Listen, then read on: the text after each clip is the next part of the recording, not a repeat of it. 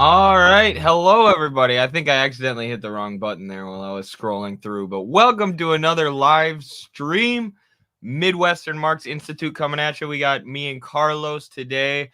I'm going to be doing a little bit of a throwback. We haven't reacted to any videos in a while, so I went into the Discord and pulled out some of the videos and content that you guys had requested that we react to. I've got some stuff from the Infographics channel, big history propaganda channel here on YouTube that usually people like when we debunk their stuff. So hopefully you all enjoy that. But we'll get right into it after the intro, unless Carlos has something. High Sheriff Hazard is a hard man to be. High Sheriff is his only plan. He digs through pockets, takes what he can, for he's High Sheriff Hazard. He caught me one evening, and here's what he said. You look like a Russian, you look like a red. And if you're fond of your skin and your head, beware the High Sheriff of Hazard.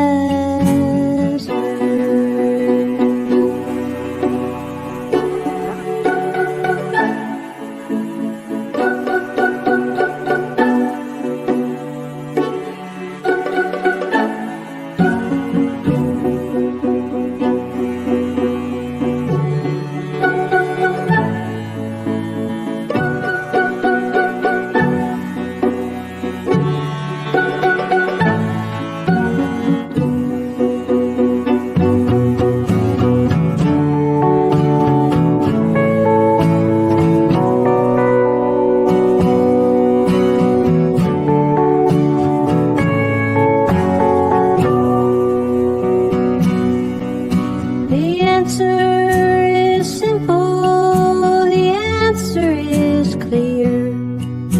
We all get together, ain't got nothing to fear.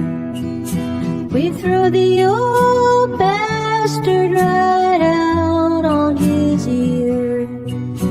Farewell to High Sheriff Hazard.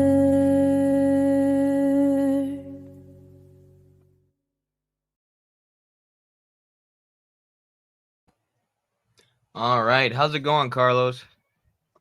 It's going good, man. I'm tired, but I'm excited and at the same time energized for the stream. It's been a minute since we do one together, and I hope you can all share a high energy level today. Share the stream if you haven't already. Like it if you haven't. Drop a bunch of comments. Get it going in the algorithm. That's your homework. You know, we don't want no passive observers. We're not entertainers. You know, we're revolutionaries. And that's how you should think of yourself. You're not an audience. You're not just listening to us, right? You're active members who are going to share this stream with everyone you know on your social media, with your coworkers, with your family members, and you're going to bring them the good news that Marxism, Leninism brings to the people. So, other from that, I'm doing good. How are you doing, Eddie? Good, good. To your point, I mean, I know people might be scared to share this kind of stuff with their family, but I was informed by a relative of mine this weekend that my Fox News watching grandparents are now watching Midwestern Marx with their free time. So there's hope for everybody, ladies and gentlemen. And hello, Grandma and Grandpa, if you're watching this. I love you both.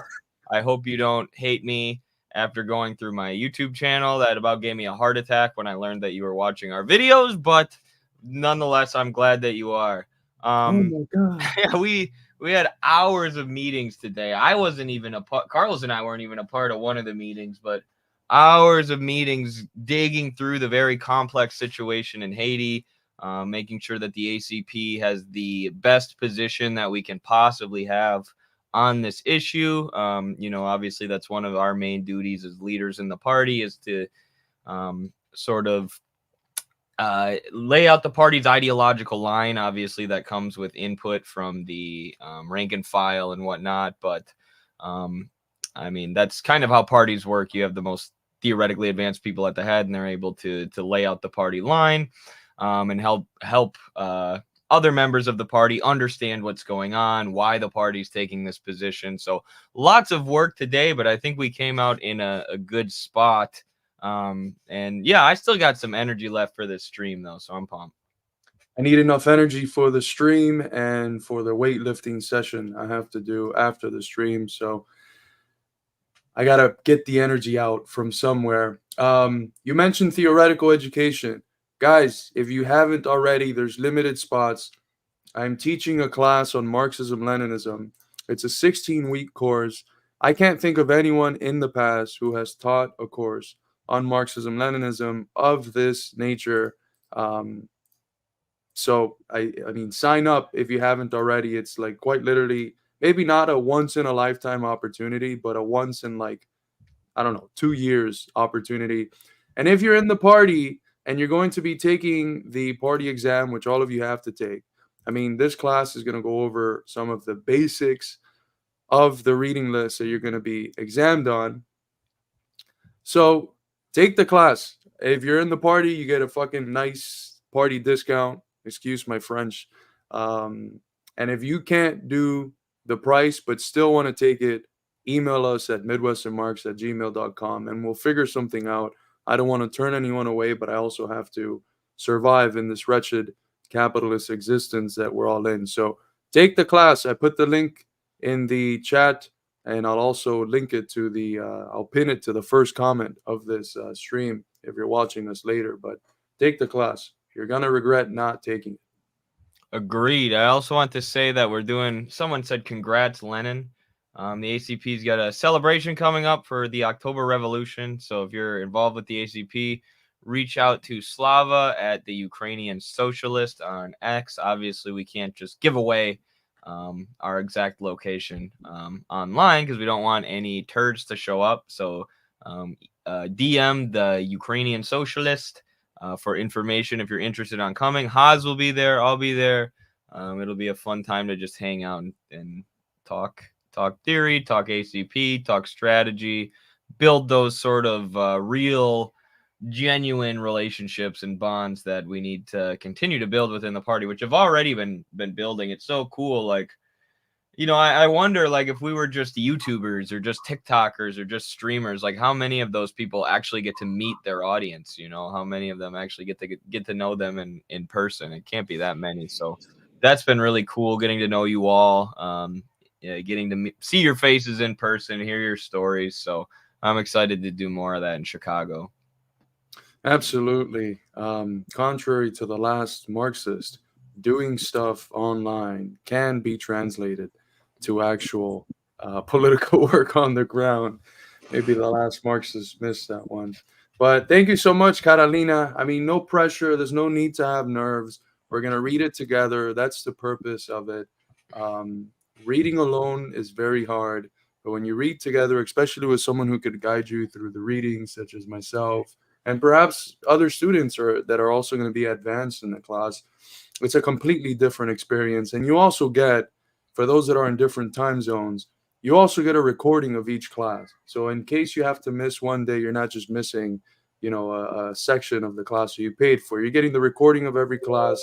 If there was I got to remove the Telegram notification things. Caught us both lacking. Yeah.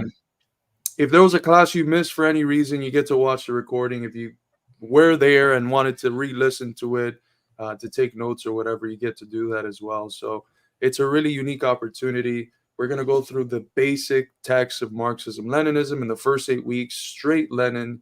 I mean, guys, you'll never hear of anything like this in the American Academy. No other organization is going to be doing anything like this. This is literally a once in a lifetime opportunity, kind of. So we'll go straight through Lenin for 8 weeks, and then the next 8 weeks we'll do the most important Marxist-Leninist thinkers after Lenin. So a lot of Stalin, a lot of Mao, and other great thinkers of our tradition. Absolutely. Should be a great class. I'm excited to hear how that goes. I want to jump into our first story for today. I don't know.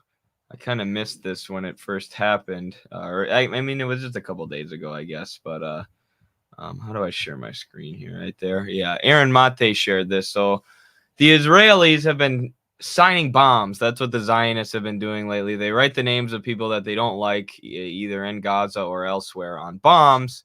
And it's supposed to represent killing those people, I guess. And there have been American politicians like Nikki Haley who have gone to Israel and wrote things like "finish them" on the bombs because these people are sexually attracted to war. And all they do is signal to the military-industrial complex all day long that they're just complete cucks, complete bitches. They have no backbone. And that's all a photo op with the Zionists signing bombs really is a sign to the military-industrial complex and the Zionist lobby that you'll do whatever they say. But recently, the Democrats decided to take a page out of the Zionist book, and they signed bombs that were made for Ukraine. The Democrats signed U.S.-made bombs for Ukraine. The Republicans also signed U.S.-made bombs for Israel, as I said. Both sides, except sometimes at the margins, join forces to pay, or both sides, except sometimes at the margins, join forces to pay for these bombs and back the Biden administration as it undermines all diplomatic alternatives. It's almost as if, and hear me out, both of these U.S.-fueled regional wars are part of the exact same U.S. hegemonic agenda. So based. I love Aaron Mate. And that therefore anyone cheerleading either war is a partisan dupe. And here you see the Democrats signing those bombs with Zelensky. It really is like, it's beyond parody at this point. I wonder if they also strapped an LGBTQ flag to those bombs, or maybe a Black Lives Matter sticker, because they're pretty much doing the meme at this point. But are we even surprised? These bombs are woke. These bombs come with a little HR department individual that pops out of them instead of that's what pops out. That's what jumps at people and kills them. It's a HR individual. But no, these people are really disgusting, and a lot of this is just for the sake of the spectacle. But the idea that they think that this spectacle in any way helps their case, signing bombs, is insane. Especially when, I mean, a lot of the people that they're putting the names of on those bombs, Jackson Hinkle has had his name on those bombs. Some of these people are just journalists. My friend Guy, who's an 18 or 19-year-old kid who makes TikTok videos, they wrote his name on a bomb recently. Oh my God. These psychos. So, I mean, this part of the sickest part is that these are the same people that go in the international arena and claim to stand for freedom, for democracy, for all of these so-called democratic values that we get with bourgeois society, such as free speech. But it's perfectly fine to sign and put the names of journalists on bombs that are going to go murder people paid with our tax dollars while everything around us crumbles. So it's so sick. And the fact that they think these spectacles somehow help them connect to a populace that is more and more growing disconnected from them shows how delusional they are. Absolutely. R.I.P. Rifat Alarir says, is that Victoria Newland right there? It might be. She's getting bigger and bigger, but I don't think so. She actually had a good alibi because she was accused of being there on that day. And she pointed out that, no, I was actually filming for the show My 700-Pound Life. So Victoria Newland was not there signing the bomb. She was filming this show for TLC. So solidarity with her and her weight loss journey, but screw her for basically sending an entire generation of Ukrainians to their death. Eddie, you know what Jose Marti says in Nuestra America, in Our America? I think it's in Nuestra America. It might be. No, it's in Tres Héroes. You know, a short story that he has about Father Hidalgo, Bolivar, and San Martin. He says that even beautiful in appearance are the men that become heroes, right? So there's something about being heroic that turns you beautiful. I mean, Lysenko. I'm not. I don't swing for the, what is this? Swing for the same team or whatever. I'm straight. But Che Guevara was a beautiful man. I mean, it's undeniable. The young Stalin, beautiful man, right? Like objectively true. So, I mean, there's something right about that. And the opposite is that these evil people, they turn very ugly. Some They of them do. even look like vampires. They do. And Victoria Nuland is a good example of that. You know who's also a good example of that? The spokesperson for the White House. That guy literally looks like Yep. an evil villain That's vampire. exactly who I was thinking of. Stephen Miller, or whatever his name Yep. is. Yeah, and I literally, like, this is funny, obviously it's a joke, but like I literally think that Victoria Nuland deep down knows that she is, responsible and part of the machine that sent an entire generation of Ukrainians to their death. That's currently, drafting elderly people, or not elderly, but much older people and disabled people. And our friend Slava recently said that her relative who works with disabled people got drafted and sent to the front lines. Like, oh my, could you imagine if your family was there? And then these people are talking about being the defenders of Ukraine, the heroes of Ukraine. They're destroying Ukraine. They're destroying one of the largest countries in Europe. And I do think that Victoria Nuland knows that deep down, and she probably eats it away. She probably has been eating and probably drinking as well. I don't know what, habits or vices she has, but if that was me, I don't know. I'd be drinking on the daily in order to try and cover up the crimes that I knew or that I had to live with. But thank you to Battle Cossack for saying, can you please debunk the alternate history hub video about Ukraine? I think it's one of the worst ones. Thank you so much for the super chat, brother.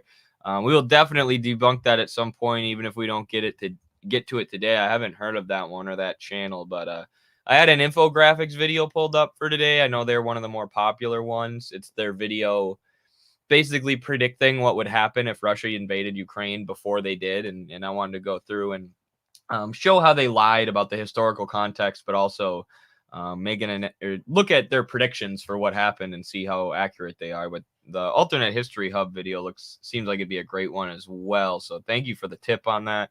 And thank you for the tip in terms of money. I'm going to look that up right now. What's it called? Oh, another one. Thank you so much, Battle, for another 500 Argentinian dollars. Or is it dollars? Do you call it dollars if it's not US dollar? Argentinian currency, peso. Also, Malay kicking out her despite Marina. Am I reading that wrong? Malay kicking out her deputy Marina because she votes in favor of ending the blockade on Cuba. That means that next time they do a vote at the UN, Argentina will join Israel and the US as the only countries that vote against India. Yeah, this was one of the things we wanted to talk about. Do you realize how absurd it is that literally the whole world, you know how hard it is to get the whole world to agree on something? The whole world, with the exception of the US and its proxies in the Middle East, which is Israel, the Zionist entity, which is basically just the US. Everyone, with the exception of these two entities, has voted for 32 years in a row against the continuation of the US's blockade on Cuba. Like, can you fathom how much of humanity is sitting there saying, guys, stop this. It's not cool. And then the US policymakers, the American capitalist imperialist system is just like, no, we're going to keep going. In fact, we're not just going to keep going. We're going to call the thing we do internationally the rules-based international order. We're going to call ourselves proponents of democracy. Yeah, what happens when everyone votes against us? Literally everyone? Yeah, I don't care. We're going to do what we want to do. So, I mean, the hypocrisy is there. And at this point, the Cuban people know that that blockade's not going to be lifted until we get our shit together here in the U.S. And this is what pisses me off always about the ultra leftists and these third worldists that are in the U.S. Like, the third world is not there calling us settlers and saying wait until we invade your lands and actually overthrow imperialism in that manner. No, the third world is saying get your shit together and win so that you can lift this imperialist boot off of us. And every day that passes that we don't dedicate our energies to that, we're not just letting down our own people, but people from Cuba, people from all over the world, people from Palestine who are waiting for us to get our shit together and lift this fucking imperialist system and its claws off of humanity. Yeah, I mean, they couldn't even get the Marshall Islands on this one. Like, the Marshall Islands, this might be the one piece of sovereignty that they still have. Like, the Marshall Islands is just a tiny little country, U.S. colony. They're usually one of the only countries who votes with the U.S. on things like this because they have no sovereignty. It's like, this is like the one piece of sovereignty they're hanging on to. Like, we're not voting for the Cuba blockade. We're an island too. F you, the U.S. I hope that's what's going on. I don't know if that's why the Marshall Islands isn't voting with the U.S. on this, but it's crazy that, it really is insane that it's only the U.S. and Israel and, Argentina Next to being, Argentina. Yeah. You're right, Argentina being added to that list would be unsurprising for sure. I see a good question about Ukrainian paramilitaries. We'll get to that after, but let's watch this video of Stephen Miller since we're on the topic, smirking at a journalist who asked him about the UN vote against the U.S. blockade. Yeah. Tomorrow, as you may know, is the annual vote in the UN General Assembly condemning the U.S. embargo on Cuba. You were aware of that? I was not tracking this on my bingo card, so go right ahead. I'm just wondering how the U.S. is going to vote this year. I doubt we'll be voting to condemn ourselves. So you abstain. I love how he tried the meme joke. This wasn't on my bingo card. It happens every year. It should have been on your bingo card, dumbass. This isn't the time for your meme jokes. You're strangling people. You're starving people, and the world is condemning you because you're an evil empire run by a literal vampire-looking, soft little runt who's never worked a day in his life. That's the face of it. What a little rat. It's just like you said. It's like he's turning into a pampered, rich vampire. 1 year, the last year of Obama's presidency, you guys abstained on it, and it caused a bit of a ripple. But, as you probably know, it's basically the entire world votes to condemn it, and you and Israel, and in some cases, Palau or another Pacific island nation joins in voting against.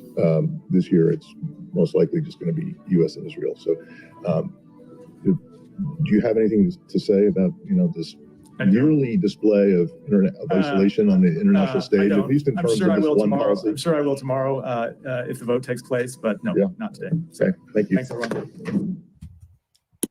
He doesn't even have an answer. This guy has no shame. And this is why there's a crisis of legitimacy, right? Like, how can you watch that and think, oh, yeah, Stephen Miller handled that well? He laid out a lot of good reasons for this blockade. He couldn't think of one. He didn't even give the old, Cuba's filled with terrorists, so we have to starve their civilians to stop terrorism. He didn't even try that. He just made a joke about bingo and then walked off. Like, I was actually reading this book Carlos recommended to me today. I haven't been able to read as much as I normally like to lately because of all the work we've been doing, but I set aside some time to read The Cultural Cold War. And it's like you read about the founders of the CIA, and they were as evil as they were, and they were deeply evil. They were very dedicated and value-based, and they truly believed that they were defending the Western world from communist totalitarianism. And after the death of Stalin, I said this on X recently, it's almost like the U.S. had a more dedicated and bureaucracy when it came to defending their values, versus Khrushchev and the, some of the bureaucrats who were in charge of the Soviet Union after Stalin. It's almost like the U.S. was more the CIA officials were more dedicated to spreading capitalism than they were to spreading communism. Like, these people were fanatics, and they were intelligent, they were strategic, they were ruthless. They committed some of the most horrific massacres, or, put in power people like Syngam Rhee in South Korea, who was literally mass murdering people and throwing them in caves, which are still covered in the yellow fat of those people to this day because of how many communists were murdered.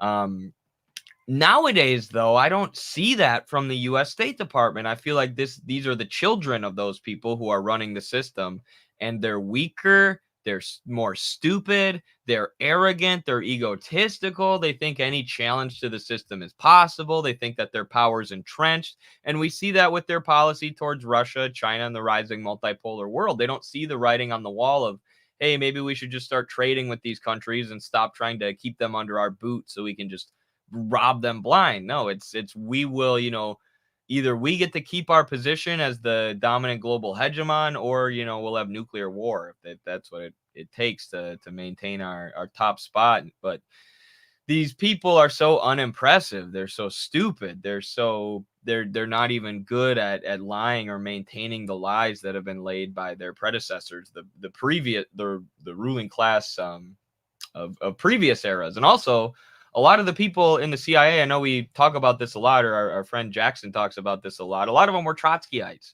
So a lot of them had studied Marxism and then said, oh no, Stalin bad, I now am going to go join the CIA. But they understood Marx, right? They understood the system on a systematic level, and they used that to uphold it. That's why I call them evil Leninists. But nowadays, you think Victoria Nuland or Stephen Miller have read Marx? They don't do shit. They go to probably just spend all their free time at parties, rubbing elbows with other rich people, and probably have never read a book in their lives. But Well, I mean, this is an insight that goes back to Thucydides at the Pericles funeral oration, where he talks about the hubris of an empire in decline.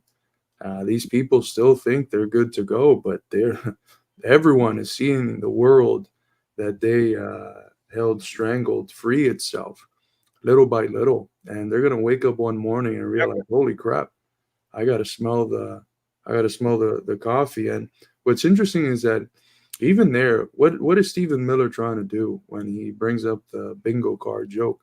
He's trying to be relatable. But what's crazy is that it's gotten to a point where every attempt at them sounding relatable makes them sound even more unrelatable for regular people. There was a comment here. My World of Tanks. There was a comment here that, let's see, who made it? Chris made, about complaining about ultra leftists, but conservatives. To be honest, when it comes to Cuba, conservatives, regular working class conservatives, a lot of the MAGA base, they don't give a fuck. They don't care. The only people who care fanatically about blockades in general, but especially blockades on Cuba and Venezuela, are the quote unquote diasporas from those countries, specifically the ones that lived comfortably under the regimes that were puppet states of US imperialism. So even Trump was not planning on changing gears in terms of the policy that Obama had initiated, thanks to Pope Francis and stuff, towards Cuba. It wasn't his plan. It was the Republicans in Miami and in Florida and Ted Cruz in Texas who basically twisted his hand into having the blockade intensified once again, putting Cuba on the state sponsor of terrorism list, as etc. So the vast majority of Republicans themselves, MAGA or not, I don't think care about imposing a blockade on this small little island that really harms us in literally no way, or threatens us in no way. yeah, I've made the argument before that this is shameful if you're an American patriot, that this is how we treat the islands of the Caribbean. Like, it's so disgusting and the opposite of, what our values are supposed to be. Obviously, it's perfectly in line with what the values of the U.S. empire have been, but it's not in line with the values of the American working class, like to bully a smaller island country who, so like embodies the ideals that America is supposed to embody so much better than we actually do, of, the right to life and pursuit of happiness and all the rational kernels that are in the U.S. project. I want to discuss this. Thank you, RJ, so much for the $5 super chat. That's huge. All of our time and energy has been going into the ACP lately, which is a lot of work that we do for free. Obviously, we're happy to do it. But we really appreciate the super chats and those of you who support us on Patreon in any way that you can. Obviously, I don't mean to complain about this because I'm happy, but obviously a lot of our community's money now too is going to the ACP instead of us, which is totally fine. We want you guys to be, ACP comes first, of course, but we really, really, really, really appreciate any money that you guys spare for the Institute and the work that we're doing here. So thank you so much. for the $5. RJ, who says, not gonna lie, Eddie, I kind of want to see you debunk some of the god awful shit Vegan Gains has been saying about Palestine. I will absolutely do that, either on YouTube here or on TikTok at some point. Obviously, I've been into health and fitness, YouTube, nutrition, YouTube, not just for years, since I was in high school, and I've known who Vegan Gains was probably since I was a sophomore or a junior in high school. So I'm well aware of who he is and his whole shtick. I know like way more than I should about his life. I know that he filmed his grandfather's death and uploaded it to YouTube and said it was because his grandfather ate meat and that he deserved it. That's the kind of guy we're talking about. So, almost too ridiculous to respond, but it'll make some good content for me to respond to him, since he's also in the sort of fitness industry sphere. But so yeah, another great tip. I hadn't seen that he was talking about Palestine, but that'll make some good content eventually. That is literally unbelievable. That's crazy. Yeah. And Carlos says that as a liberal vegan himself. Get the fuck out of here. No, Carlos is no. I'm like a bear by rivers. I just fucking grab them and eat them and chop their heads off. That's why you're lifting lifting blood in my now. system. That's why I'm lifting more. All the lifts went up. So the PUFA's up. I just figured out what that was thanks to Christian. But the lifts are up. Have you heard Sean O'Malley talk about his experience being vegan? Former UFC bantamweight champ, who's very skinny, but like even him, he's like, dude. I mean, and if you're vegan, of course, like on the number one thing you can do as an individual, not to be a Malthusian or liberal environmentalist, but actually the number one thing you can do for the environment to save energy and water is to go vegan. That it is what it is. So if you do it for moral reasons, ethical reasons, I respect it. It takes a lot of discipline, for sure. But for an athlete and for someone who's competing and doing things physically, I don't think it's the best diet. And Sean O'Malley talks about how drained and depleted he felt on it. And that's not even a weightlifter. That's a fighter who needs to be small and is allowed to be, lanky and skinny. But I don't need to go on another rant about nutrition. But. I mean, physically, I felt fine at the beginning when veganism was like eating Oreos and drinking wine for like the first 2 years. I got really fat. But then for like 4 years after that, I was solid. I was like doing a lot of fasting, eating high protein.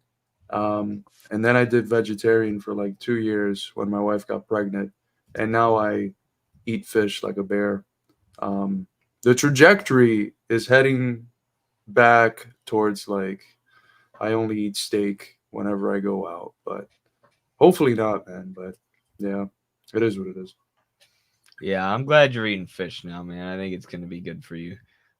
Fish is hard to like. I don't know how you were going without fish either. Like if you're eating if I was eating healthy and cutting weight and I couldn't eat salmon, I think I might go crazy. It'd just be like grilled chicken all the time and I'd go insane. But this alternate history hub, I've been looking at it, that Battle Cossack tipped us off to. This is going to be a gold mine of content. These guys have a bunch of idiotic videos about like things that I know a lot about, like the Korean War and, Ukraine. So we will definitely get into that at some point. But I wanted to hit this quick too, just for some quick Twitter news. Let me share my screen real quick. But RTSG friend shared this, friends of the ACP and Midwestern Marx, obviously. And we love our friend Rev from RTSG. They reported they do tons of great empirical research. I mean, these guys really are solid researchers. They're very helpful. If you're ever gonna debate someone like Vaush and Destiny, I don't know why anyone in our audience would be doing that, but if you are, hit up the guys from RTSG. They'll help you out. But China expands state ownership over rare earth mineral companies. Exporters must now report how these metals are being used along supply chains. China is the world's largest rare earth producer, essential for microchips. So again, the people who claim that China is capitalist, at least under the or in the era of Xi Jinping, it's becoming harder and harder to make that argument. China is doing more and more socialist activity, more and more central economic planning, more and more using the party to control the economy and direct it towards, things like social development rather than corporate profits. This is just another example. Now they are going to be, gathering information on how these metals are being used along supply chains. And this is the kind of information that informs China's 5-year plans. And, if the capitalists, like the people I debated on Jubilee, who say that everything good about China is because of capitalism, if something like this or China's 5-year plans were enacted in America, they would have a brain aneurysm and call it communism.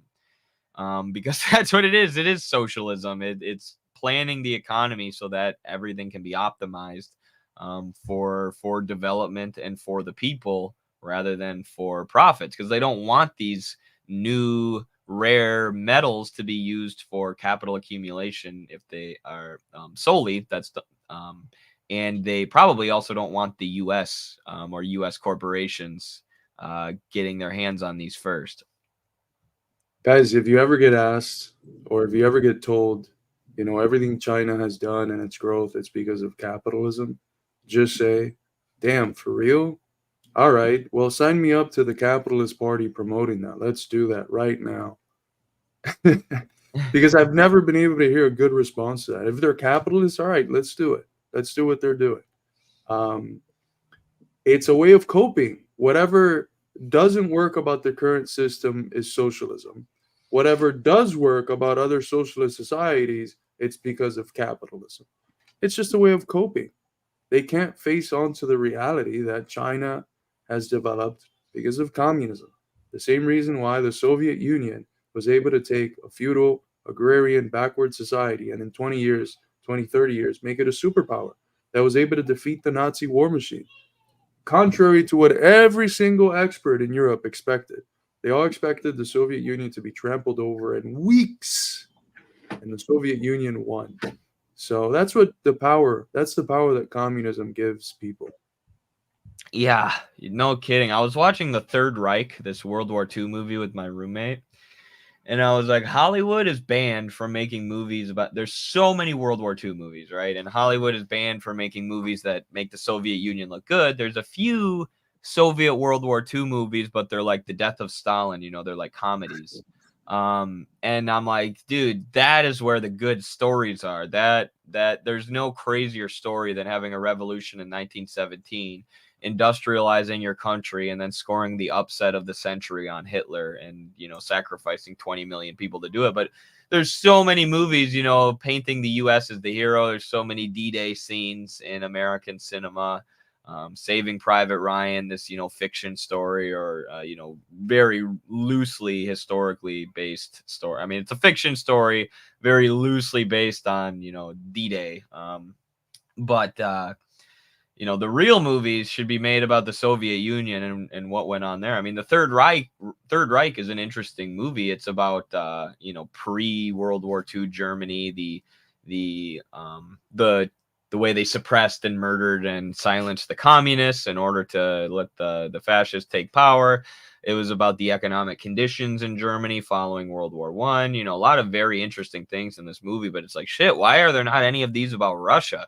Why are there not any of these, about the Bolshevik Revolution and how terrified people had to be, of the Nazi beast and how heroic it was that their people stood up, and not just the people who fought in the war, but the people who worked and labored to industrialize the country. And at the same time, their literacy rates went from 17% to 99%. Just amazing things that had never, ever before been seen in human history. And there's no movies about it because Hollywood isn't allowed to say anything positive about socialism. Absolutely. Shout out to Corvus. Thank you so much, comrade, for the $2 super chat. We will reject hindsight anti-imperialism at all costs. And is that? Oh, okay. Yeah, that's the article. That's the concept that Eddie developed for the first issue of the Journal of the American Communist Party, Red America, which is coming out tomorrow. So tomorrow around noon, the journal should be out. You should be able to subscribe to it, ebook subscription or paperback and ebook. If you buy a paperback, you get the ebook. So, but I have a question somewhere around here. Can I say quick? I just Yeah, made go a ahead. video about this because George Lucas said that Soviet filmmakers had more freedom than he did, more artistic freedom than he did because of the restrictions that the movie studios in Hollywood imposed on him and the government. And this was the example that I used, the movie Come and See, of experimental Soviet filmmaking that's now considered, a masterpiece. And that's the thing when you just, cater to what makes the most money, the lowest common denominator, you miss out on a lot of artistic expression and a lot of innovation in, the whatever artistic field it might be, whether it's movie making or music or whatever. And when you give filmmakers more freedom to say, you're not necessarily going to go out of business or not be able to find a job if your movie doesn't make $1 billion, that's when you give them the freedom to create movies like Come and See that go down as, historically great films. And I hate the Frankfurt School quite a lot, but that's something that I think that both Adorno and Horkheimer early on in one of their, I think it's their first text, The Dialectics of Enlightenment, they mentioned, I think in the chapter called The Culture Industry towards the end, that's what the capitalist culture eventually develops into. Whatever is the profitable formula for producing an artistic commodity is going to get reproduced and reproduced and reproduced, and everything just homogenizes. All cultural production homogenizes into this one blob just because that is, according to the statistics of what has succeeded in the past, what succeeds in terms of sales, and it completely stifles any sort of creative ventures that stray from the norm. Absolutely. Just real quick about this, I haven't read his book on it, but I know that he references something of that nature in one or two of the academic articles of his that I've been able to read from the International Critical Thought journal, which he runs. And I think he has it basically as a reply to a tendency in economics that holds that that there's no proletariat anymore, and that on that basis that Marxism is kind of done, and that there's no proletariat because productive industry, at least in most of the West, has been completely exported elsewhere, and it's just service economies. And as a way to say, no, there's still a proletariat, and that proletariat is still the vast majority of society, he classifies those sectors, which Marx would have called agents of circulation or unproductive laborers at best. He classifies those sectors as the proletariat. It's not something I necessarily agree with, but I do find it interesting. And on that note, something pretty cool happened. I got note that on that journal that he runs, International Critical Thought, they just published a couple days ago a book review of The Purity Fetish and the Crisis of Western Marxism from I assume Indian scholar. So I think that's I know the book has had various reviews in various countries and in various languages, but that's the first one that's in like a professional academic journal. So I was pretty hyped to see it. But I also haven't been able to read it because I'm not subscribed to it because it's too expensive and I'm poor. So, and it's not in any of the pirated Russian websites either. So I haven't been able to see the review of my own book, basically. I think it was written by the Indian fellow that Haas and I debated last night on the Twitter No, space. that wasn't the guy. I think that guy wrote it. That wasn't the guy. It's just a big poop Big smear. poop stuff. That's a Yeah. review. That was yeah, that was something. I'm still laughing about that. Check out the space that Haas and I did last night. Especially if you're one of these people who's still on the fence about the ACP. We've been debating a lot of the ACP wreckers and haters, and it's just like, it's amazing how few of them will come up and actually have a conversation and defend their positions. And the ones who do come up, it's like, it just becomes so obvious so fast that they have no real grasp on Marxism, and they, are just mad at us for not being liberals. They're mad at us for not embracing what they feel is, liberation. And they use that word so abstractly. You don't support queer liberation, and we're like, okay, what is that? Why don't we support it? And they're like, cause your members said a bad word in Discord. It's like, what? What the fuck am I even talking about right now? We are going to impose a logic class on all of America, because I don't think, and I saw over the top the two that you've done.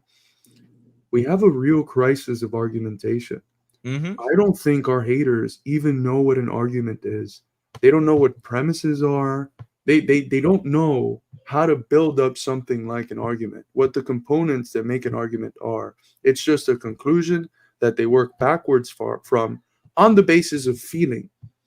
That's why when they get there to talk to Haas, they're like, oh, their voice cracks. It's not just because they're soft. It's because that's the moment when they're forced to provide an argument, because the person they're talking to isn't just someone who you can say, I'm going to kill you, I'm going to do this, or you're that, you're a fascist, right? Or the people that just feed into whatever these idiots think. When they're forced to make an actual argument, they realize that it's all empty. It's almost like what Haas has been doing to these people. He's been putting them in a state of what's the term? I think it's aporia or something. It's what Socrates would do to people. He would question them to the point where they're just like dumbified, because they realize that everything they believe is basically baseless. They can't defend any of their beliefs when they're questioned even by the slightest bit. They can't defend it. So we have a real crisis of argumentation. People don't know how to formulate arguments, and they just come to believe things on the basis of feelings without any backing behind it. Yeah, it's not good. The Haas featuring Eddie Meat Grinder. I mean, I guess I get why, it's almost like the ones who have stepped up are the ones who aren't aware that they don't have an argument, so there are so many who are dodging us and avoiding actually stepping up. And I feel like those ones are intelligent enough to realize at least they don't have any substance. There's nothing they can do to defend these positions. Outside, and Twitter is the perfect platform for them. It's the perfect medium, because they can nip at our heels, say, repeat the same buzzwords over again. You're a fascist, counter-revolutionary, anti-communist, blah, blah, blah. But when they're, face to face in a, conversation with, Haas has far more experience debating than me, but I've been, on Jubilee and Vouch and Destiny and, done decently in super high pressure situations, and then debating these people just seems like nothing. And I mean, I get why people are scared when it's me and Haas up there, but it's like, if you've been calling us fascists for the last year, you should be able to explain to us why we're fascists. So it's kind of wild, but that year came out a bit effeminate, so we're gonna have to deal with that. So no, you're absolutely right. Shout out to Pavel, comrade, consistent super chatter. I think he's called in a couple times as well to Noah's show. I think I talked to him as well in Noah's show. So yeah, thank you so much, comrade. He's the one in Austria who yes. wishes there was an Austrian ACP. Which maybe you'll be the founder, Pavel. Well, I don't think you've read this one yet. This message yet. Hi, I'm sick of living in the West. I started learning Russian. I misread it when I read initially. I thought you said you were moving to Russia on Monday.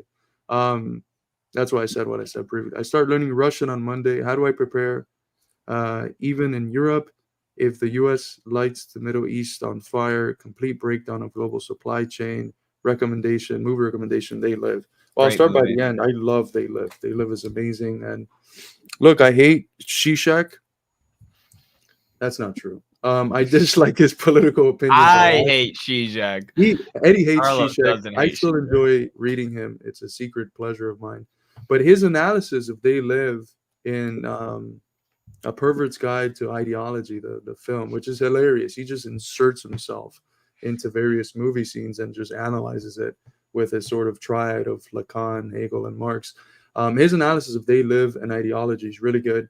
For those that took my class on Marxist philosophy, for those that took my class that just finished on the history of Western philosophy, we watched the clip of his analysis of They Live the day that we covered Plato's allegory of the cave and talked about the Marxist notion of ideology.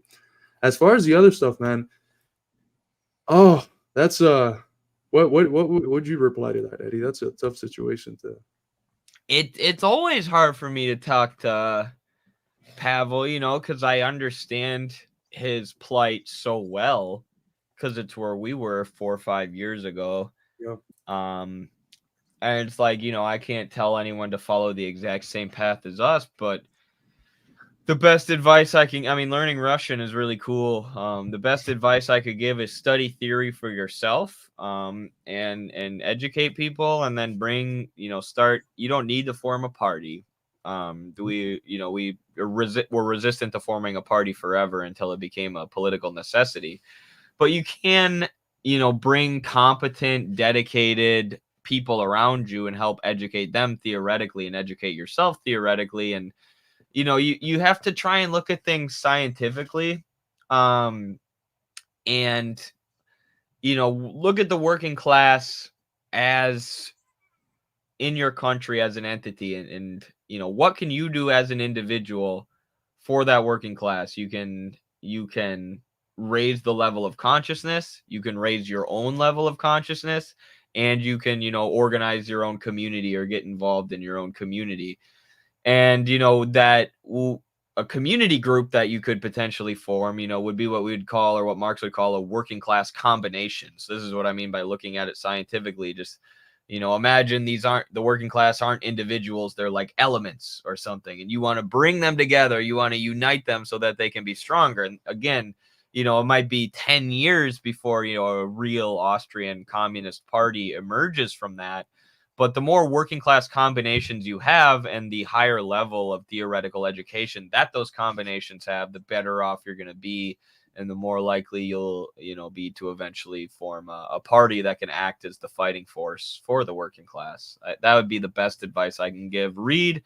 Find good friends who you can talk to about this stuff, and then, you know, maybe start a project, you know, if you're really dedicated, whether in your community or through the internet, like Midwestern Marx or Infrared. Yeah, I think in the more immediate sense of his question, which is like if the Middle East just gets intensified in terms of the warfare that the West has been waging on it, I don't know, man. It's so disheartening because the whole world has basically gotten behind Palestine, and even in Western countries, the legitimacy of these institutions' actions in the region is not very high with the general public. There's been a whole lot of protests that are record breaking in terms of numbers, and yet nothing has changed.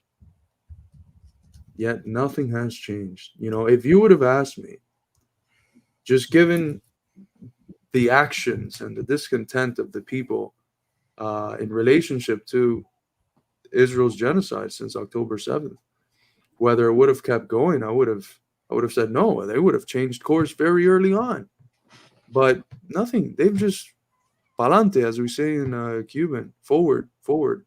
It doesn't matter if there's no one with us or supporting us. We're going to continue doing it, and excuse my vulgar expression, we're going to put our balls on the desk and do what we have to do. And that's really scary.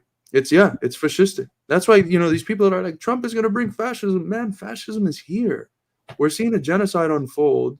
The population is protesting against it. We've seen nearly, I think at the beginning it was like 500,000 or 1 million people protest against it.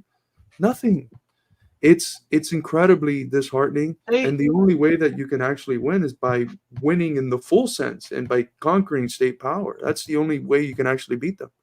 Yeah, I'm sorry, but like, you know, and go to the protests. The protests are good. The Palestinians are inspired by seeing what's going on in America, right? I'm not here to poo-poo anybody's efforts or people risking their, you know, employment or even risking their health, because there have been Zionist counter-protesters and, you know, saboteurs at these protests. So I'm not trying to poo-poo anything, but the Zionist entity understands one language, and that is the language of force. The one time they have ever given land back to the Arabs was the Sinai Desert. That was after there was a surprise attack that was launched by Syria in conjunction with Egypt that unalived, I can say killed probably on YouTube, that killed more IDF soldiers and did more casualties to the IDF than they had ever experienced. After that, Egypt was in a negotiating position to get the Sinai back and get the IDF to evacuate the Sinai. Now, Hezbollah is building up their military capacity. They're really, really doing some damage to northern Israel and the military in that region, which is why Israel is now focusing so much of their efforts on Lebanon and why they launched the ground invasion, because they want to force Lebanon into a ceasefire. They wouldn't do that unless Hezbollah was actually doing damage to their military, because again, that's the only way to get them to react or come to the negotiating table. And that's why it's so absurd, these people who claim to be advocates for Palestine and then could condemn Hamas, because, oh, they did atrocities. Like the only thing that Israel understands are atrocities. They're keeping these people in a concentration camp and committing mass scale atrocities every day. And the only time they stop is when they get a bloody nose. So what the hell are the Gazans supposed to do? They really just want them to be good little victims, to just shut up and take the genocide. But I want to, Eddie, I'm just to say something real quick about that. I wonder what you think, because all of us are sort of indoctrinated into the idea that the reason why the U.S. pulled out of Vietnam was because of the protests at home, right? But it wasn't. It was because they got their fucking ass kicked by the Vietnamese. And the Laos. Right. So we tend to assume, like, we could do something when we go out and do all these things. And the reference point is almost always Vietnam. Look at what we did to get the troops out of Vietnam. But the only reason why they left was because they got their ass kicked.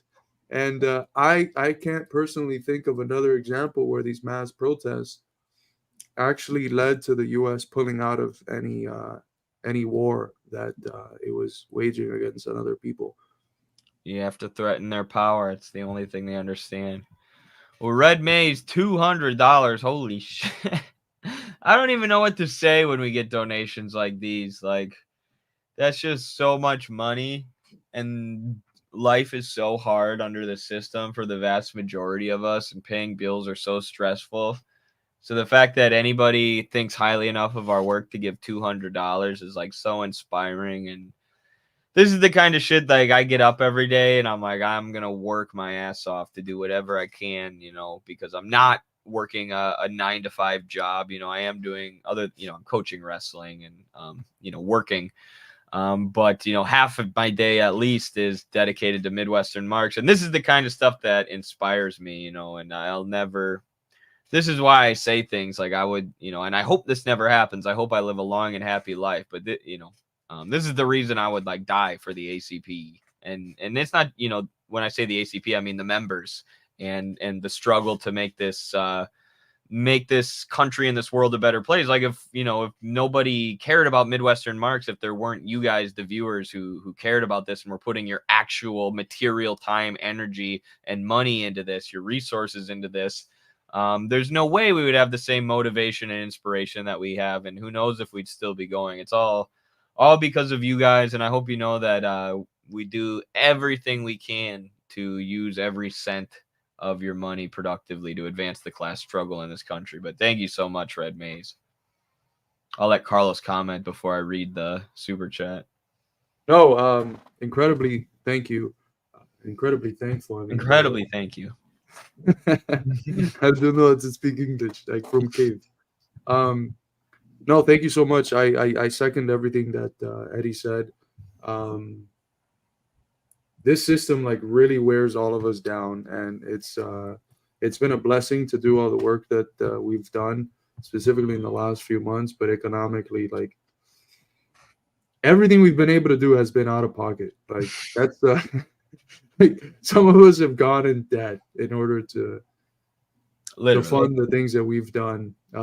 So, I mean, it's tough, man. All we have is people. That's really all we have. We have people, we have theory, we have this rich legacy and history. But in terms of material resources that give us access to things, I mean, for fuck's sake, I just mentioned that someone had a great line, like poverty is like a paywall. Like someone just wrote a review of my book that was positive. I want to see that really badly, but I literally cannot afford it. And that's the situation that capitalism puts us in. It's so absurd. So the fact that you would take from what little you've been able to make and give us something is so extremely appreciated, comrade. Not to say you're poor, Red Maze. Maybe you're loaded. If you're loaded, this is your duty. This is what you must do. I take back everything I said. Make it 400. I take out a gun. Give me 200 more. You need What's to wrong be with the you? party's benefactor. Thank you, Red Maze. We're just kidding. Never think your contributions are insignificant. Thank you so much. Totally meaningful to many in spite of capitalist social media shadow bans. Absolutely. And same to you. Never feel like your work is not leading to anything. It is. The people who want you to believe that change is impossible are lying, or they're delusional or wrong, or they've just had their spirit broken, which is sad. But ACP comrades are so inspiring with their community work every time I see them. Any thoughts on who tried to take out Evo, or Petro discovered old government purchased Pegasus? Interesting. Thank you so much. Yeah, the ACP rank and file inspire the crap out of me too, especially the North Carolina chapter, what they've been doing with Hurricane Helene.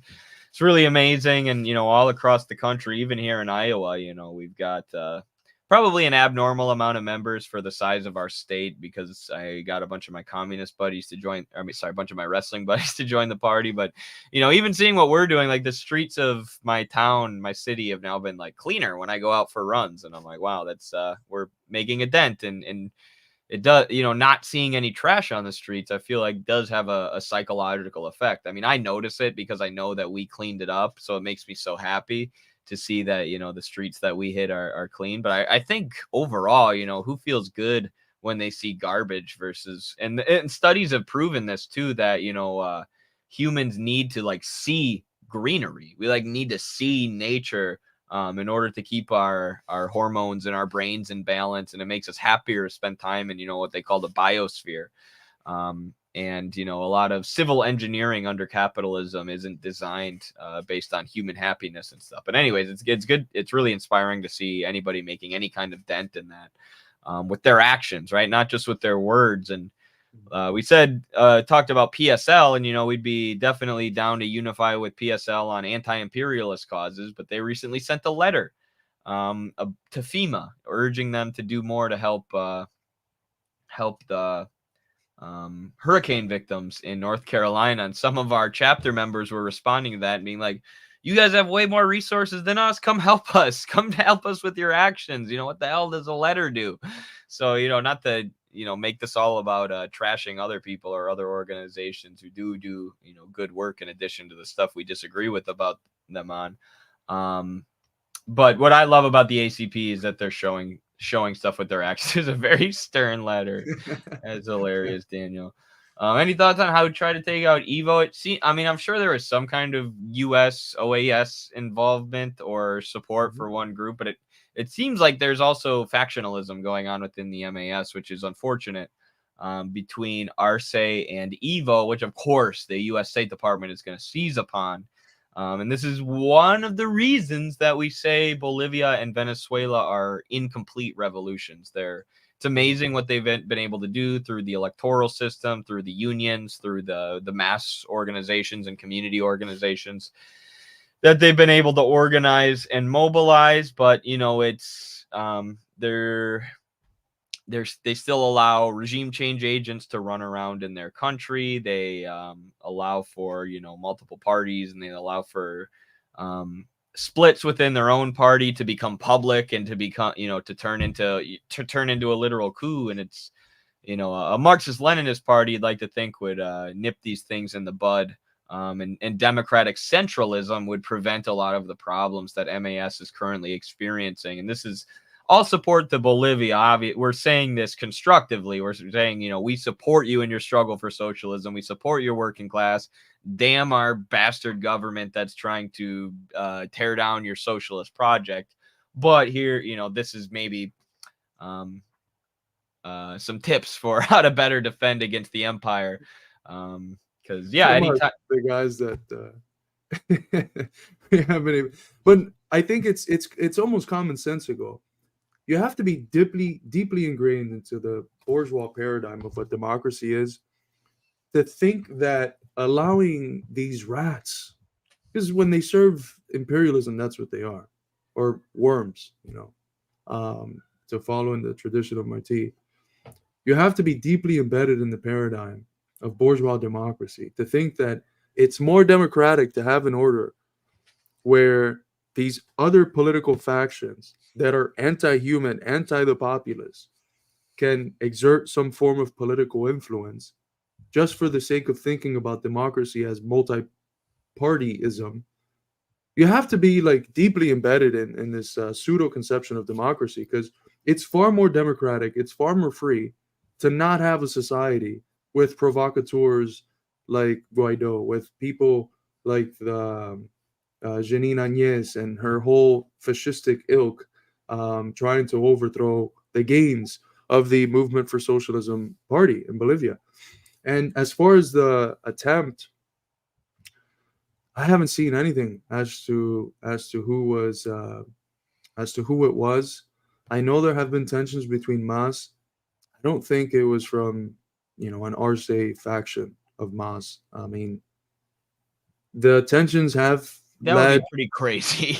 Yeah, that would be pretty wild. So I think it's the fascistic forces, the same people that killed dozens of trade unionists and indigenous people when the coup occurred in 2019. So maybe I gotta ask our buddy Dan Schoenbaum, who's actually a member of the Chicago ACP, by the way. He lived in Bolivia for a couple years and did some reporting for us from Bolivia. So I gotta hit him up and see what he thinks is going on there. But as far as maybe bring him on for an interview too. Yeah, that would be really good. As far as what ACP people are doing on the ground, I've been so proud of what Texas has done. I reacted in my last live stream to what they did cleaning up Florence, who was a person that helps her community and does it all basically pro bono for free. And they went and cleaned and had this interview with this very sweet old lady who's fighting cancer and still finding time to help her community. And she's someone that was involved in the civil rights revolution. It was a very beautiful little short documentary that they did, and the work that they've been doing has been incredible. So shout out to ACP Texas, shout out to ACP all over, really, because everyone's really doing amazing work. For sure. Couldn't agree more. Thanks again, Red Maze. You're the man. We will use probably all your money will end up going into the ACP anyways. So thank you so much. Even if it goes to sustain me and Carlos, it's technically going into the ACP. Our means of subsistence our bodies belong to the revolution. Yes, and we're just reproducing ourselves through eating. ACP is the strongest. Thank you so much, JK Loke. Couldn't agree more. Thank you so much for the $5. We appreciate that a ton. JK's a railroad worker in Kansas. He's our chapter cool. executive in Kansas. He's awesome. I've talked to him quite a few times. He's a great guy. Cuban descendant as well as myself. So we've gotten to complain about how some of the older generations of Cubans are so dogmatic about their anti-Cuban, anti-communism. But awesome guy. Thank you so much for the $5, brother. Absolutely. Marius makes a good point here before we move on to the next super chat. It's very clear the imperialists are backing the soft left in Latin America against the actual anti-imperialists. Lula has become one of their assets, as is Boric. Yeah, I agree there. And I'm sure Lula will be better for Brazil than Bolsonaro, but his statements recently were traitorous, and Daniel Ortega said as much, called him out, directly by name. Shout out to Nicaragua. But blocking Venezuela from joining BRICS, bro, come on, man. Alex McKay called him the Bernie Sanders of Brazil. I think that's probably even worse. He's probably even worse than Bernie Sanders. It's like, also remember that Lula participated in the invasion of Haiti earlier on I think in 2002 or something. So it's incredibly sad to see, because he comes from like the background that you want a socialist to come from. Working class, trade union leader. He's a bad motherfucker. Like, if you look at his history, he's bad. He's missing a finger from like just like Bernie. As a working. Yeah. So but I heard that he's not doing so well on the polls. He's scared that the indecisiveness of the polls might lead the US to do a coup, and that maybe he did that, to signal them to not do a coup, that he's still their boy. I also heard that it might be the case that the way he was able to get out of prison was by guaranteeing the U.S. that he was going to do them a favor at some point, and that this was the favor. But I don't know. I really don't know. Yeah, that could be likely. I believe it was Chairman Mao who said the night is always darkest just before the dawn. John McCain, hashtag keep the faith, 1866 will commence again, hashtag TAL. Yes, thank you very much, John McCain. Comrade McCain. Comrade McCain.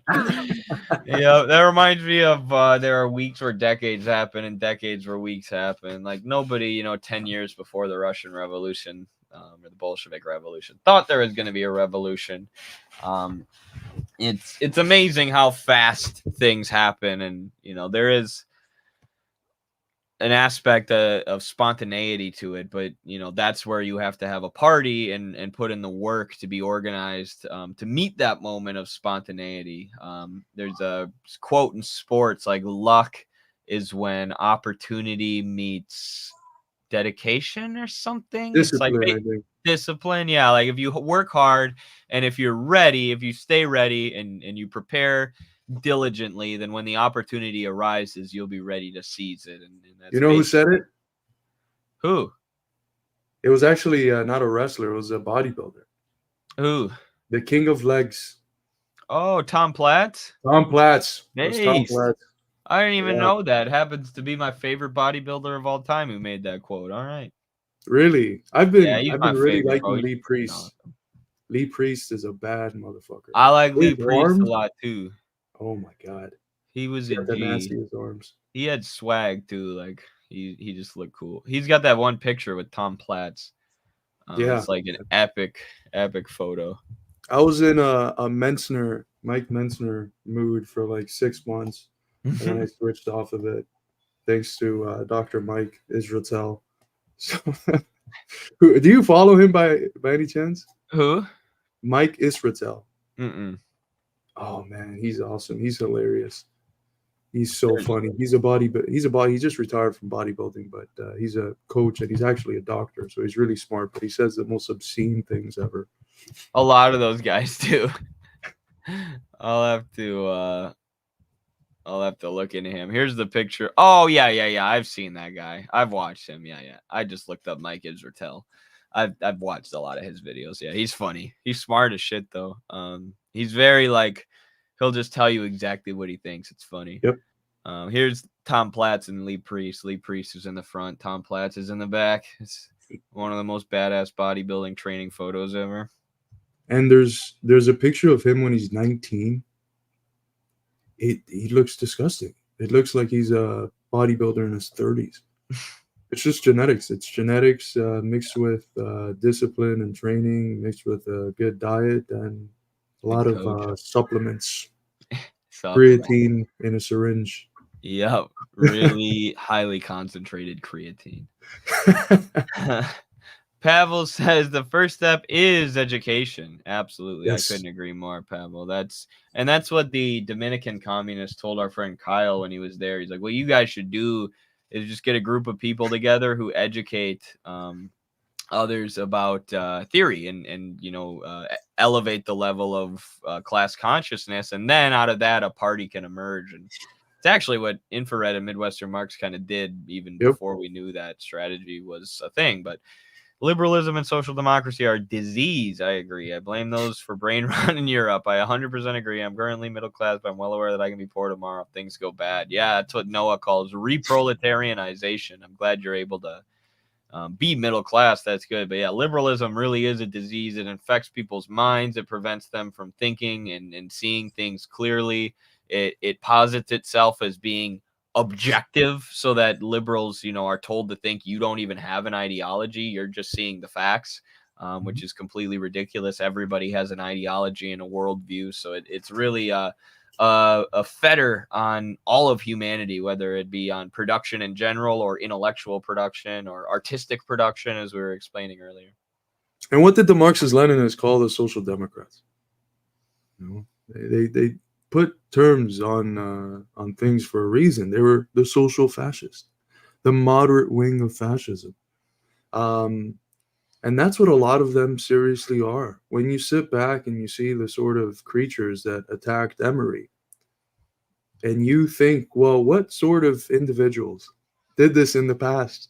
The communists, in periods of crisis, using extra legal means to attack the Communist Party and to threaten people with death. Who was doing that in the past? It was the Nazis.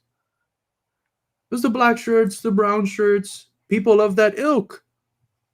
Now that they drape themselves in progressive, quote unquote, flags, now that they call themselves socialist, it doesn't change anything.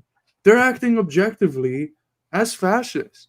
And when you look back at the history of the Social Democrats and their collaboration with the Nazis, or how even fascism thought of as in terms of explicit fascism, of like, self-awareness and self-enunciated fascism, and Mussolini, he comes out of the Social Democrats. Both fascism and social democracy play the same role for capital. It stabilizes capitalist society during periods of crisis through different means, but that's essentially the same role, stabilizing the contradictions of capitalism at the times when they are the most heightened.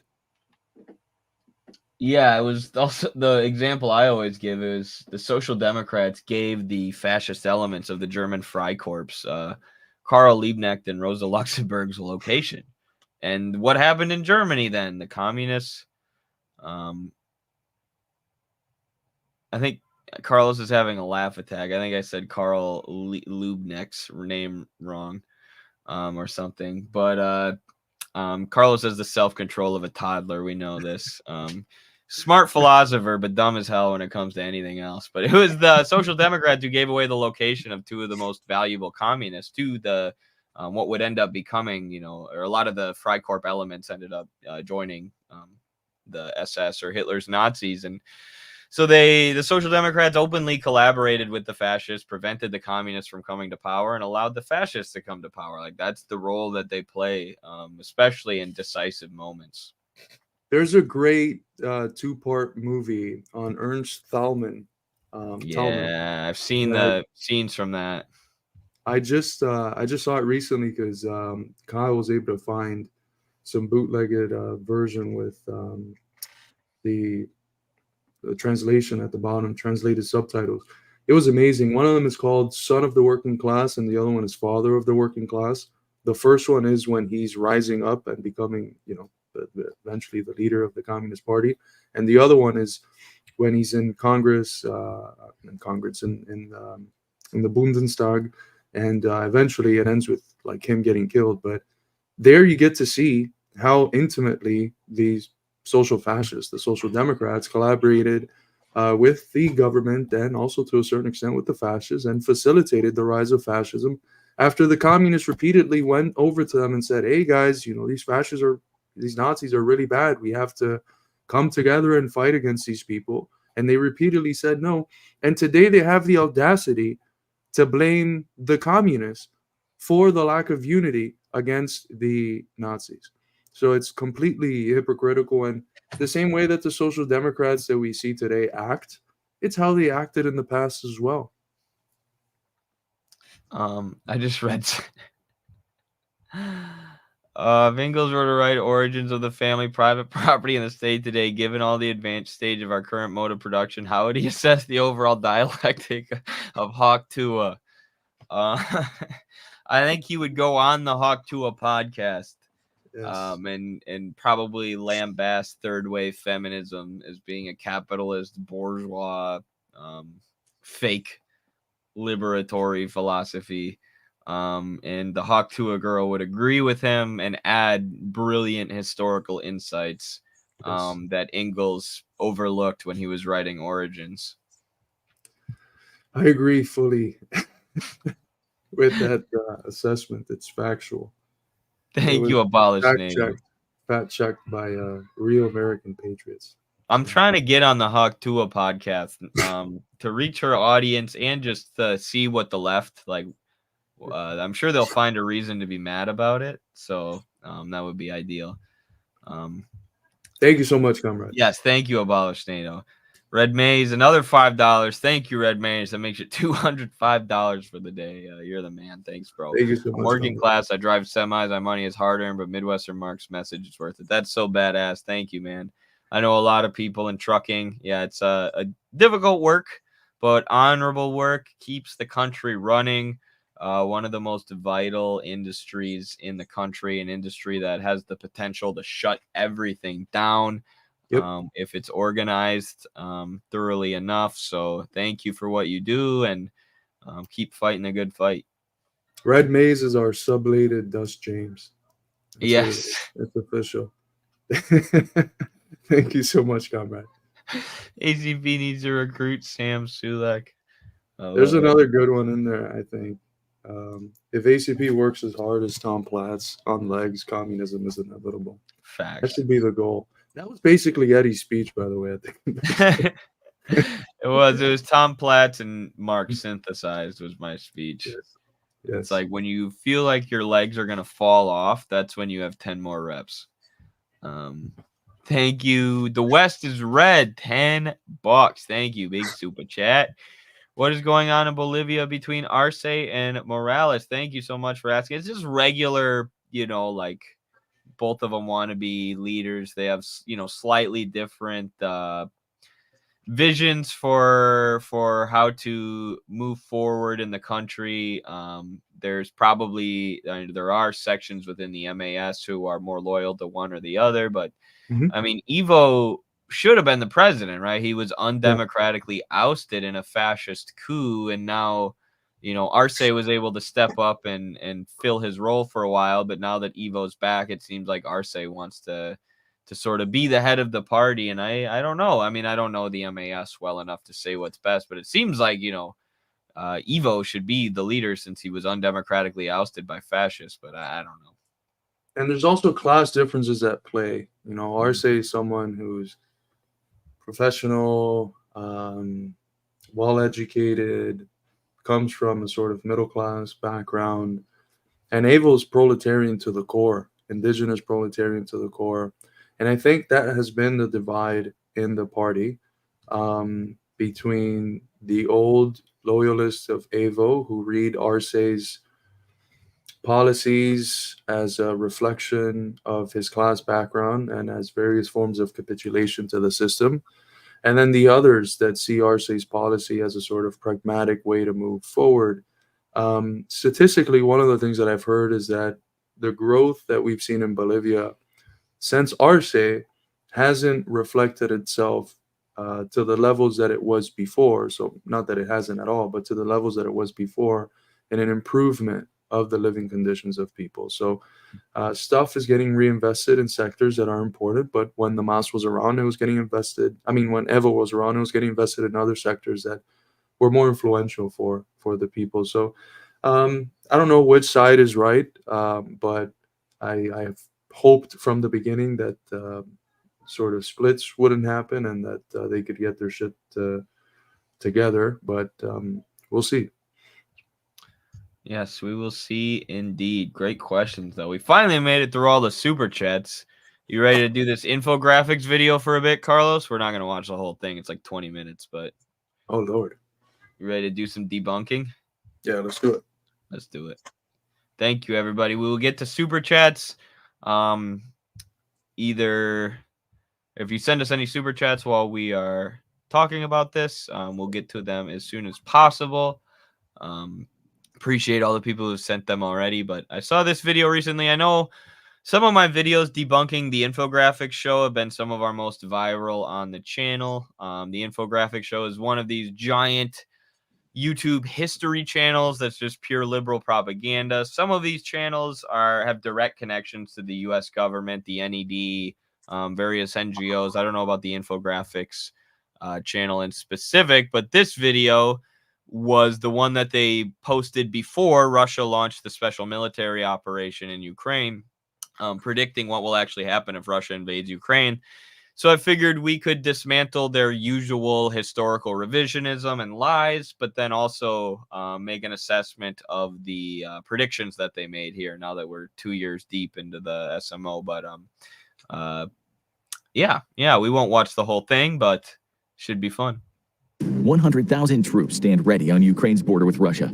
Thousands more reservists have been called up to active duty. Diplomatic talks with the US and NATO have broken down. Is Russia really about to invade Ukraine? And what will happen if it does? In 2014, despite publicly denying it, Russia invaded and seized Crimea, formally recognized. Untrue. Over 90% of people in Crimea wanted to be Russian. They wanted to be Russian in 1990, but they were forced to become part of Ukraine. The people of Crimea have always been associated more with Russia. They've always wanted to be Russian, and they voted in 2014 to be Russian. And there's no mention here of the main event that happened in 2014, which was, of course, the U.S. and NED's coup, where they were funneling support into fascistic right-wing elements who escalated the Euromaidan protests that U.S. politicians were openly supporting and making appearances at to rev up the protesters and keep them going.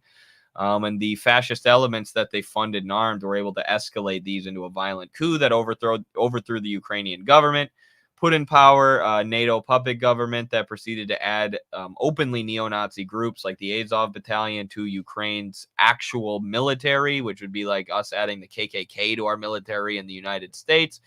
These forces, led by the fascists, but the Ukrainian military in general, began a war against the ethnic Russians in the Donbass, who, with very minor help from Russia, were able to organize themselves into a self-defense force, a fighting force against that. Many of their homes were destroyed. We have tons of friends who have spent tons of time in the Donbass and met with people there who are very hopeful and very determined, but traumatized. Their lives have been thrown into chaos by war. Not the war that Russia started, but the war that NATO and the Ukrainian fascist Kiev regime started in 2014. Yeah, absolutely. I mean, for these people, history doesn't exist. It's just these isolated facts that fit into their narrative. They have no awareness or presentation of all the things that you said, which are factually true, which even the Western media, right, which for them can't be spun as Putin propagandists. They admitted all of this at the time. A vast majority of them realized that, hey, Ukraine has what they called a Nazi problem. It was basically a Hitler Youth that still exists, where kids were sent to be propagandized into this mythical history that aligns with the Ukrainian Nazi perspective. But that's how these people think. Propaganda isn't always about explicit lies, such as what he said there. It's also, and perhaps more importantly, about what's not said. And that's something we always had to track. Not only what are the things that they're saying that are not true, but how many things are being left out in order so that the untruths that they say actually fit into a lie-based but coherent from that perspective narrative. Absolutely. As Ukrainian territory by the international community. Per Russia's narrative, the Crimean conflict was a domestically inspired revolutionary movement by ethnic Russians seeking to rejoin Russia. However, it very quickly became clear that this was a lie, as Russian special forces, who earned the moniker Little Green Men for their featureless uniforms, were confirmed to be working with Crimean rebels. Then, deep dives into Russian social media produced even more damning evidence of regular Russian— Oh no, they helped the people of Crimea, who 90% of them wanted to be Russian, those damn imperialists. soldiers operating inside of Ukrainian territory itself. Russia never formally admitted to utilizing both unconventional and conventional military forces in Crimea to fight off Ukrainian forces, and in the end, Crimea declared itself independent and was quickly absorbed by Russia. Since then, fighting against rebel forces has continued. Oh, what's that? It declared itself independent? That's weird, because you just said that Russia militarily occupied them and forced them to become part of Russia. So that's crazy that they did that themselves, and that's a fact, so you're forced to admit it. Across disputed Ukrainian territory, and Russia has continued to support those rebel forces, albeit in a slightly less obvious way. Now the fear of a full-scale Russian invasion of Ukraine seems more real than ever, as 100,000 Russian soldiers mass on the border with the breakaway former Soviet republic. But why would Russia with an invasion of a— Because this is turning the world on its head so badly. Every specialist has been able to demonstrate how it's actually the opposite. On the eve of the beginning of the special military operation, what happens is that Ukrainian forces prepare for an unprecedented level of attack on the Donbass region. And it's that which creates the impetus for the need of Russia to enter. And what Russia was doing was not preparing for an invasion. They just had their troops on the border. Had that operation happened, they would have been able to go in as readily as possible, and it was in a preventive manner to prevent it from happening that they go in, because it would have been literally ethnically Russian people getting massacred at a scale much higher than the 14,000 that had already been killed for the last previous 8 years. Yes. Yeah, I couldn't agree more. That's a good point. And all they're doing here is just not telling that part and only telling the Russian side of the story in the most manipulated way possible and selective way possible, which, the CIA wrote this in their handbook, that the best way to lie is not to fabricate facts, but to selectively choose facts to the point where the narrative that you're spinning is complete bullshit. And what do you think when you hear the word rebel, right? If you're thinking about a population and you hear the term rebel, what comes to your mind is like small groups that terrorize everyone else. So when they paint what Russia did as just backing up rebels in Crimea or in Donbass, what they're doing is ignoring the fact that there was literally a vote in Crimea. And 99%, if I recall correctly the number, voted in favor of being a part of Russia. And this vote was legitimized as democratic by various international institutions. And then with Donbass, who was it that asked Donbass to be a part of Russia? Was it Russia that asked them, hey guys, come here, join, leave Ukraine bad? No. It was Donbass itself that since 2014 declared independence and asked for Russian intervention to protect them. And the party that has been at the front lines of urging Russian intervention has been the Communist Party of the Russian Federation, the most progressive force in Russia, and the former Communist Party of Ukraine, who all of them basically had to flee because of how intense the fascistic state repression was in Ukraine. Absolutely. Good point. Bordering nation. Could it really do it? And what would the world's response be if it did? Since the end of the Cold War, Russia has largely been in retreat from its former Soviet glory. It saw massive losses of territory and subsequent economic outflow from the independence of numerous former Soviet republics. As the nation struggled through tumultuous post-Soviet Union years, many of these newly independent nations took the opportunity to ensure their own survival and independence by drawing closer ties with the West. Russia made it very clear that it did not want NATO to expand further east than Germany. And yet, can you pause that real quick? Just a 2-second comment. Tumultuous post-Soviet years. Oh, you mean the shock therapy that killed millions and was imposed by the West? That's a funny way to describe it. The tumultuous post-Soviet years. You mean the fucking decade where millions of people died and the living standard reduced drastically? Prostitution ran rampant. Mafia groups ran rampant.